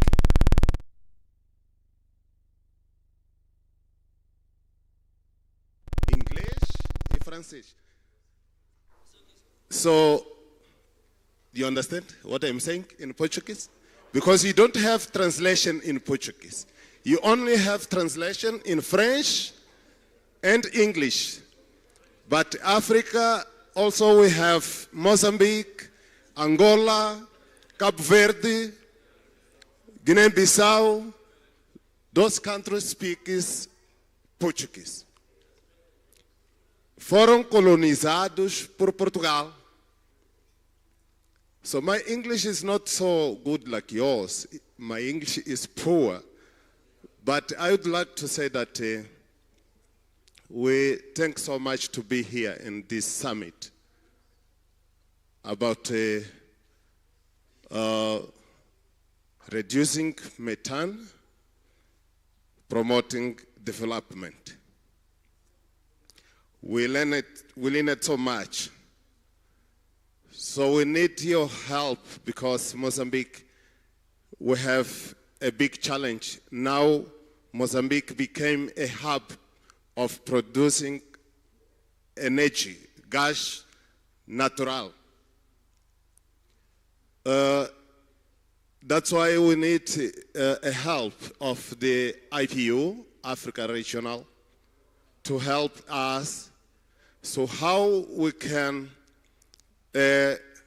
produce our gas and then we reduce the methane producing. I don't know that you understand me. Because the people in the community, they need to see that the government continue producing gas. But we say that if we want to continue producing gas, we need to industrialize our countries. When you build factories to transform gas so that the communities can have a benefit about it, you emit methane. So how you can live to produce gas, to continue producing gas, and then you can give a benefit of this resource for the community there. So that's why we say that we ask for your help. The other problem we have is how to use our waste. Because we're producing waste, and then we have lack of financing or the lack of budget, so that we can have programs that we can para aproveitar os resíduos naturais para produzir energia, fertilizantes, tal como nós vimos aqui o Quênia a fazer. Então nós precisamos, como país, como Moçambique, um apoio desta natureza no aproveitamento dos nossos resíduos sólidos que podem ser transformados em uma cadeia de valor para as comunidades. Então, muito obrigado. So I'm so sorry for something. Thank you so much. All right. Wait, obrigado. Somalia too needs to say something. All right. Is there any other delegation? Somalia? Any other? Yes. Not Kenya. Any other? Hello, I am Senator Dr. Hussein Mohammed Dahir from Somalia. On methane, there is no big challenge in Somalia, but the climate change was affected recurrent floods and droughts in Somalia. So the big challenges of the Somalia is that in the climate change. So I want to emphasize and to encourage the African meeting to continue every month or every. I encourage him, the Parliament of Africa, to take this event or seminar continuously. Thank you. Thank you very much. Any other? This is the Gambia. Okay.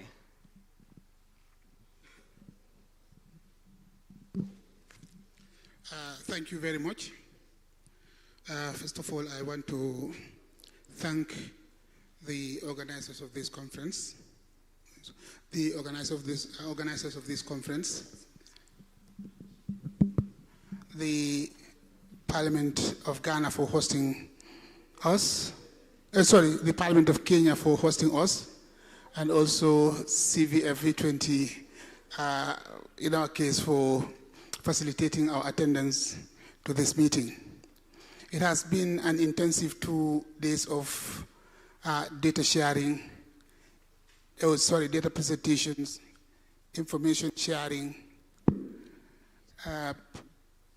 Causes have been identified. Now we know the problems. Solutions have also been proffered, especially by the technicians and the scientists who made presentations here. But it is not enough to be fed all this information. What is important is that when we go back home, we try and make sure that the solutions that are provided here are implemented fully.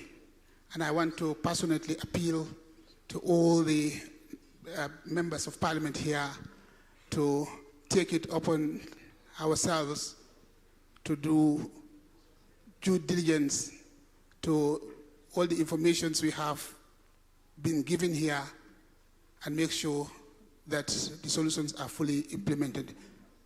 Thank you very much. Thank you, thank you, thank you. Please, let's give a round of applause to all the delegations who have given great insights that will promote inter-country learning, and also the suggestions, concrete suggestions and questions that I think all of us will be going away reflecting on. Ladies and gentlemen, over the past 2 days, we've engaged in thoughtful, forward-looking conversations on methane reduction, climate governance, developmental priorities, and parliamentary leadership.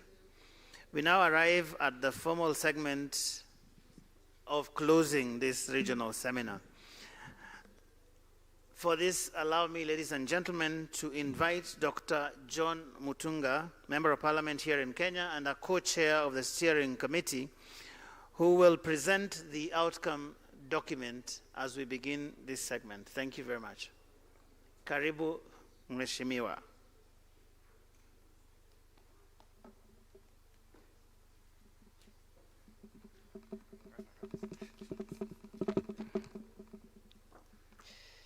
Thank you very much, Brother Joe, for the very good work that you've done. And I wish to thank everyone for being so patient and contributory.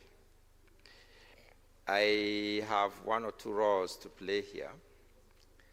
First is to present the outcome statement, and then probably call one or two people to make some comments before the final closing session by the representative of the Right Honorable Moses Wetangula, who is our PS. Please allow me to read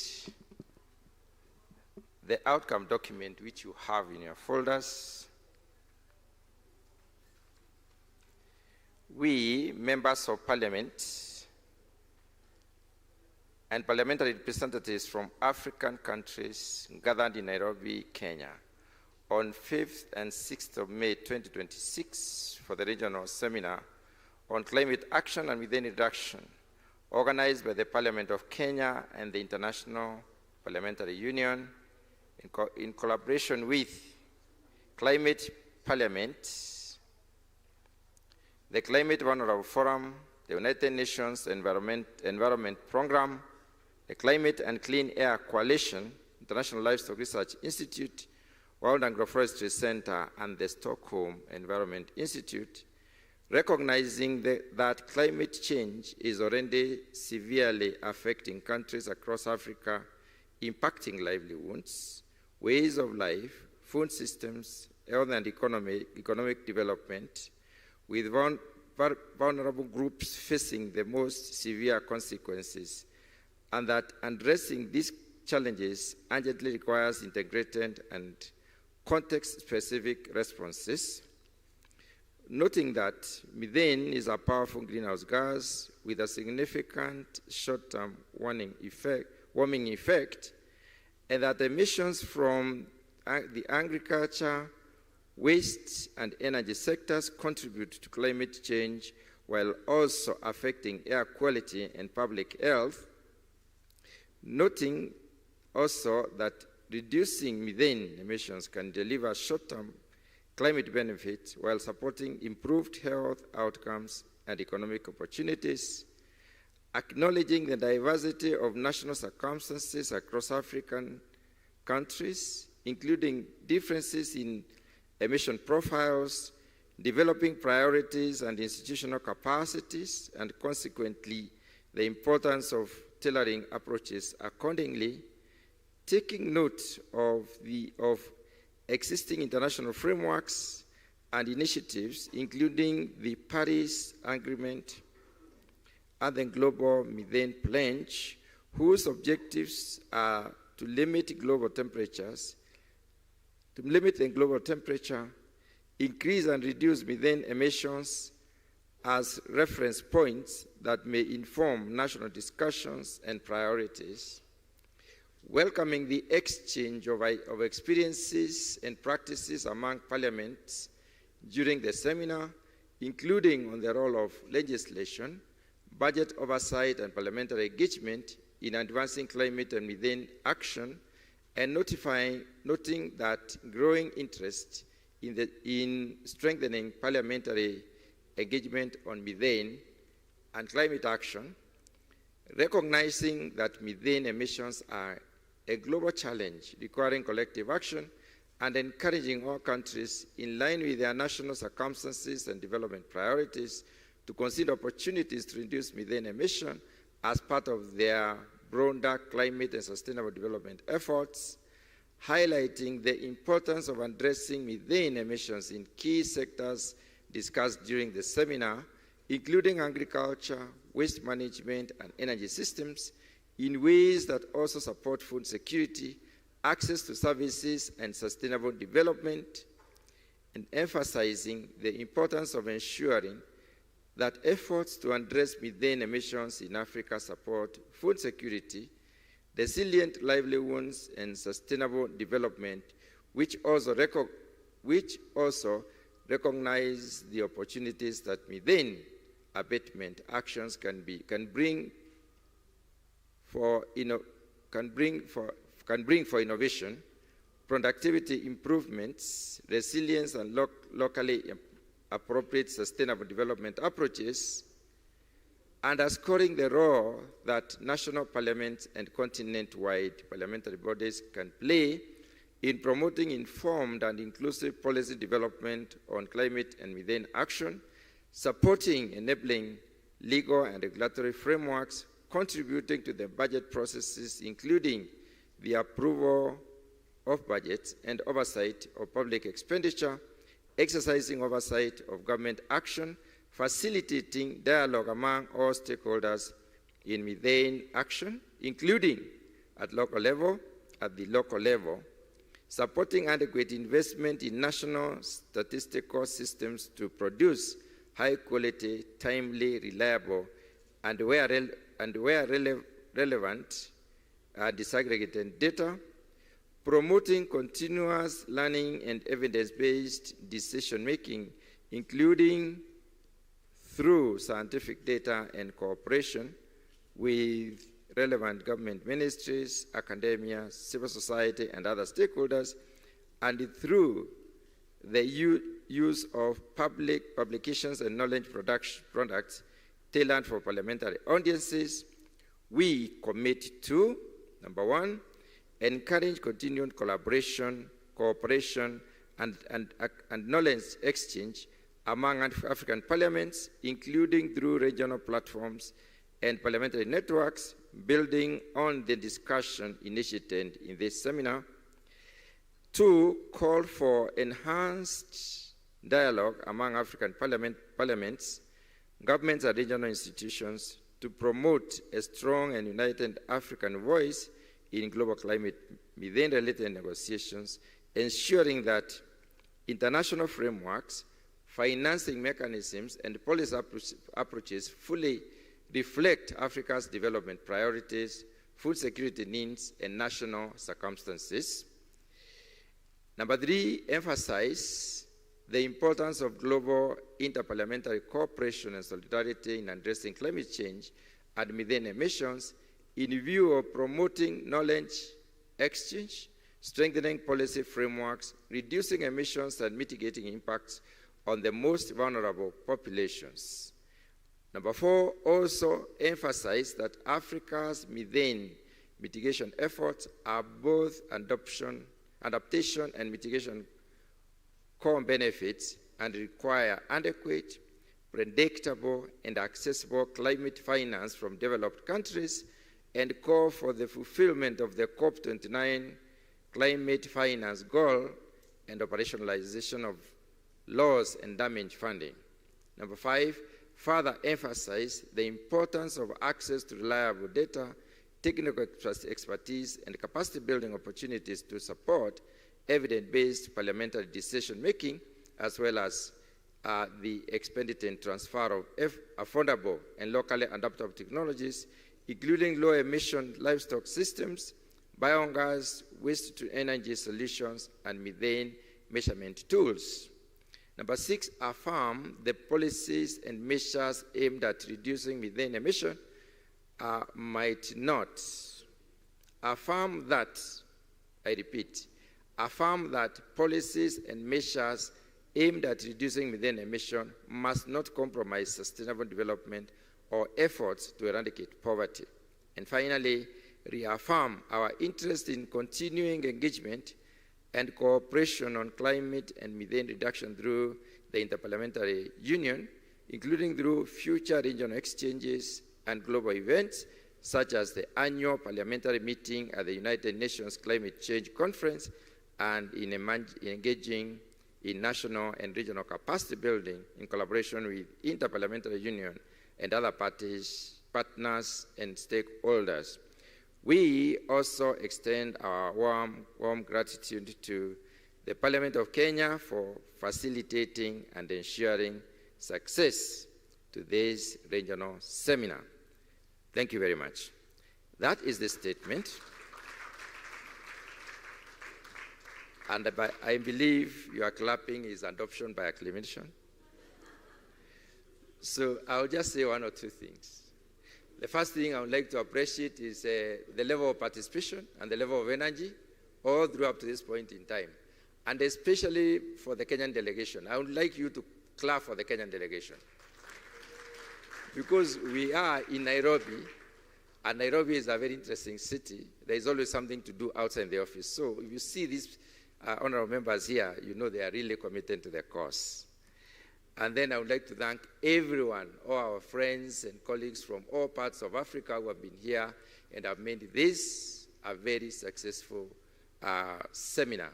I would also like to thank all our partners because they have done a great job in supporting the initiatives of having such a successful seminar and also even being part and parcel of our discussions and decision-making thereby.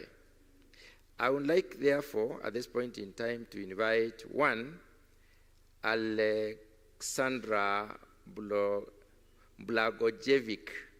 You know the owner of the name. Can you clap for this wonderful lady as she comes here to make a few remarks? Thank you very much.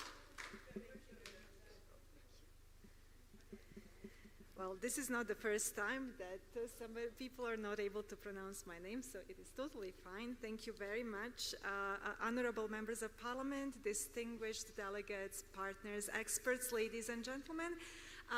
As we come to the close of this regional seminar for African parliaments on methane emissions, on behalf of the Interparliamentary Union, I would like to express our sincere gratitude to the Parliament of Kenya for their outstanding hospitality, leadership, and commitment in hosting this important gathering here in Nairobi. Over the past 2 days, we have engaged in enriched and forward-looking discussions on one of the most urgent challenges of our time. Methane reduction is not only a climate imperative, it is also a public health, economic, agricultural, and development priority for all countries of the world. The conversations we have shared have demonstrated clearly that African parliaments are ready to lead through legislation, oversight, budgeting, and regional cooperation. We leave this seminar with a stronger understanding that effective methane mitigation can deliver multiple benefits: cleaner air, improved health outcomes, food security, energy efficiency, and greater resilience for the communities. We also leave with renewed recognition that parliamentary action is essential to ensuring accountability and translating commitments into measurable progress. The IPU remains fully committed to supporting parliaments in strengthening climate governance, advancing evidence-based policy making, and fostering dialogue and cooperation across borders. The exchange of experiences and best practices during this seminar has shown the immense value of parliamentary diplomacy and collective action. Allow me also to thank all speakers, experts, partners, and participants whose contributions enriched our deliberations. Your engagement, members of parliament, expertise, and dedication have made this seminar most meaningful and impactful. I also wish to thank the parliamentary staff led by the Clerk of the Senate for the successful organization of the seminar. Most importantly, let this seminar not make the end of a conversation, but rather the beginning of stronger partnerships and concrete actions. Many of you have asked us, what next? At the next IPU assembly, which will take place in Arusha in Tanzania at the beginning of October, we will continue these important discussions through a series of activities focused on methane and climate change, and we will carry this momentum forward to COP31 in Turkey. We are also keen to deepen this dialogue at the regional level.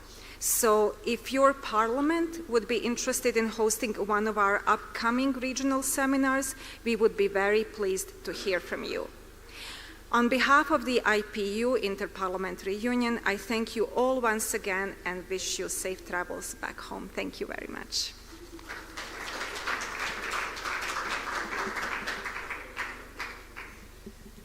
Thank you very much, Madam Blagojevic. I think I need to do it several times so that I can be able to get it. I would now like to invite Senator David Wakoli, CBS MP, and Senator Wakoli is also the chairman of Agriculture and Livestock and Fisheries in the Senate. And I believe he said yesterday that he's actually the majority whip in the Senate. Senator Wakoli will do something, will do two things. He'll make some brief remarks, and then he will invite the Honorable Omar Mwinyi, who will be representing the Right Honorable Dr. Moses Wetangula, who is our speaker and the guest who will close this session. And after that, I think Joe Ageyo will automatically be here to wind up the session. Thank you very much. Thank you, Honorable Member. The Speaker of the Senate of the Republic of Kenya, the Secretary General Inter-Parliamentary Union, Mr. Martin Chungung, Chairperson Climate Change Caucus, Honorable Charity Katambi, Speakers of various parliaments across Africa, Chairpersons Climate Change Caucus, National Assembly, distinguished delegates from partner parliaments across Africa, representatives of various international development organizations, honorable members of parliament, you and me, God bless you.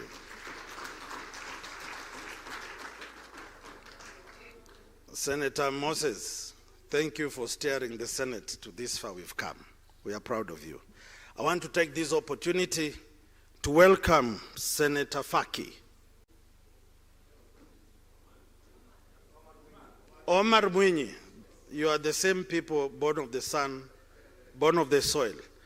Honorable Mwinyi, karibu. Safirini salama, tutaonana baadaye.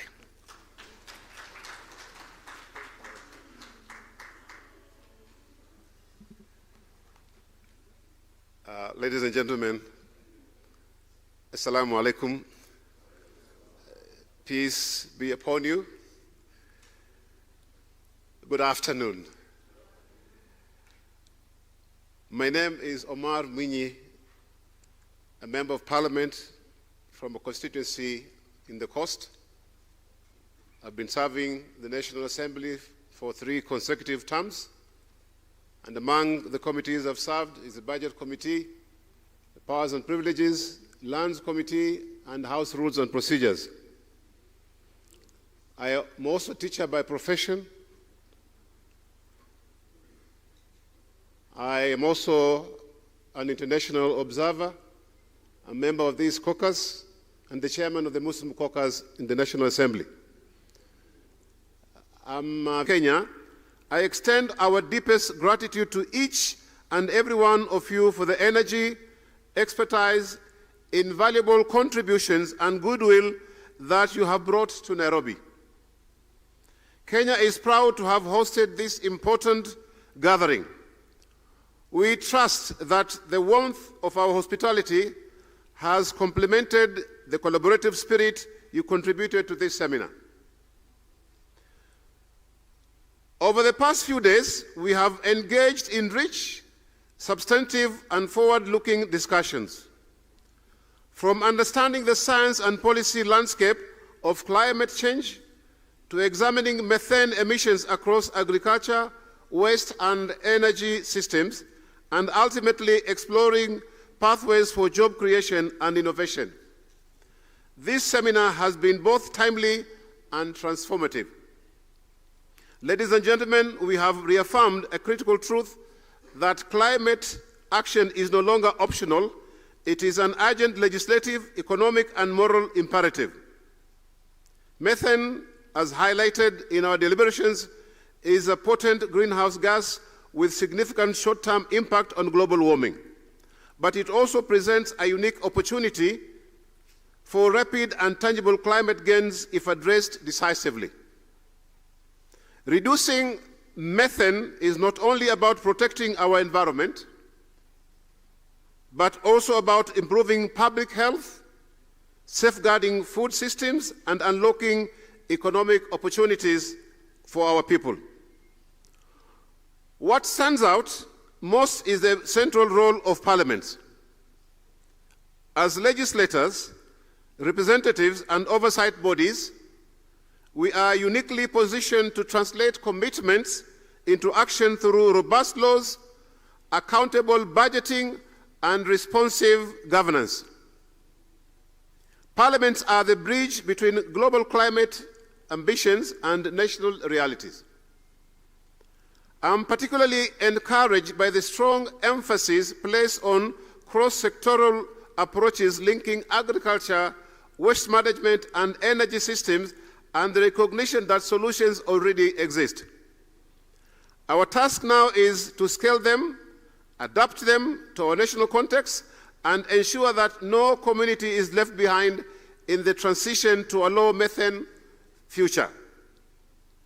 The exchange of experiences among African parliaments has been invaluable.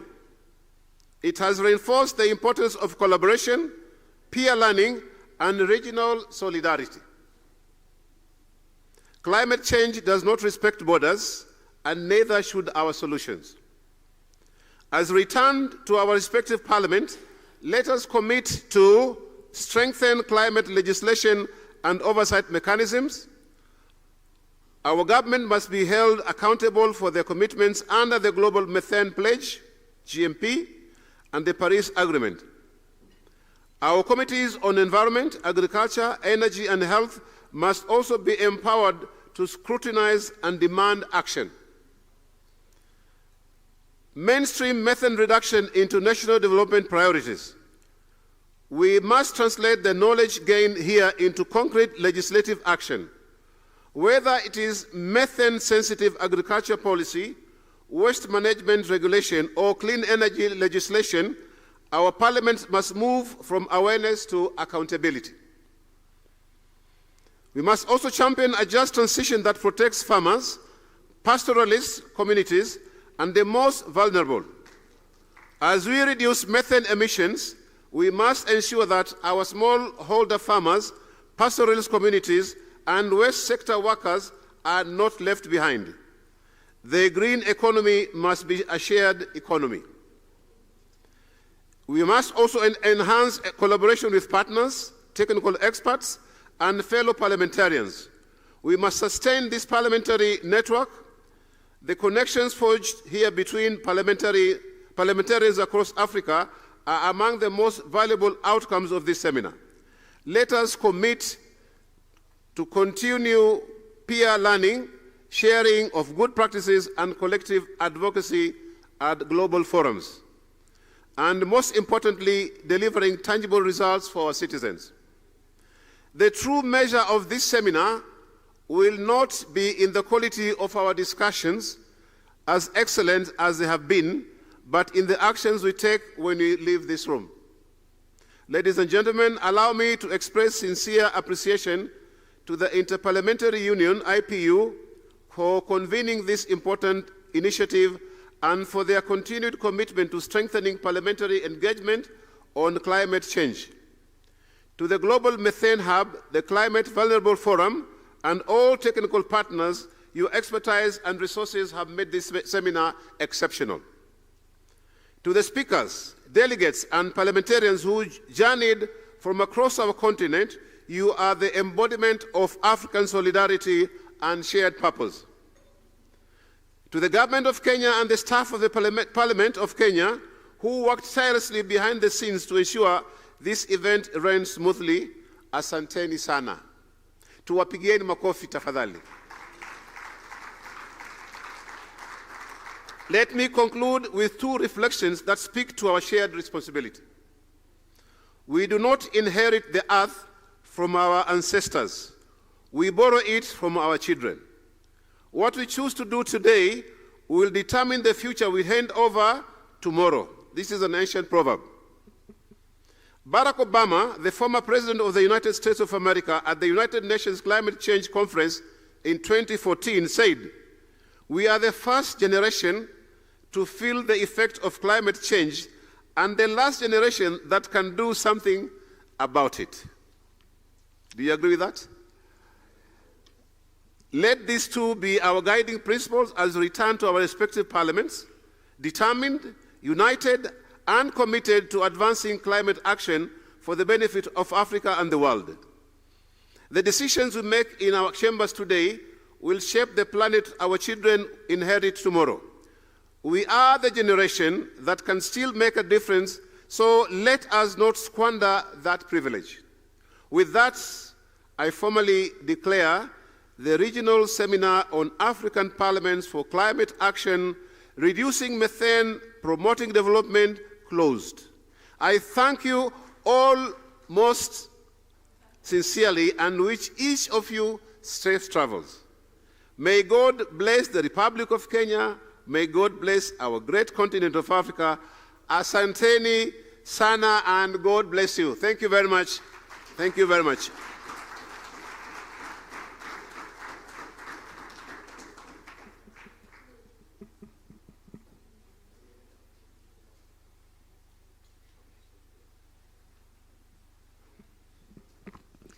Thank you very, very much, the Honorable Omar representing the Speaker. Just a few logistical notes before you leave for lunch. I promise there is lunch. But before then, we have the delegates who are interested in that field visit for tomorrow. So there's a logistical pack that has been sent to you. If you haven't received it, please go to the registration desk. You will find a physical copy there. And also anyone who has not registered for the same but would like to participate, please go there. As to the presentations that were made, there was a request to have them shared. So they will be put on in a Google Drive link that will be shared with IPU for onward transmission to all the delegates. So that is going to be coming your way. In the meantime, the parliamentary YouTube channel has been streaming all of this, and if you go to the YouTube channel of the Parliament of Kenya, you will find all the presentations there, particularly for those who made presentations. They will have been recorded there. And then finally, this is about lunch. Yes, it's on the 3rd floor. It has been ready for a while. And so you kindly make your way to the 3rd floor. There will be a meal voucher that will be given to you as you enter there. Otherwise, I do not have anything else to say, just to thank you. It's been great here. The meeting has been closed, so I have nothing useless to add. Thank you very much.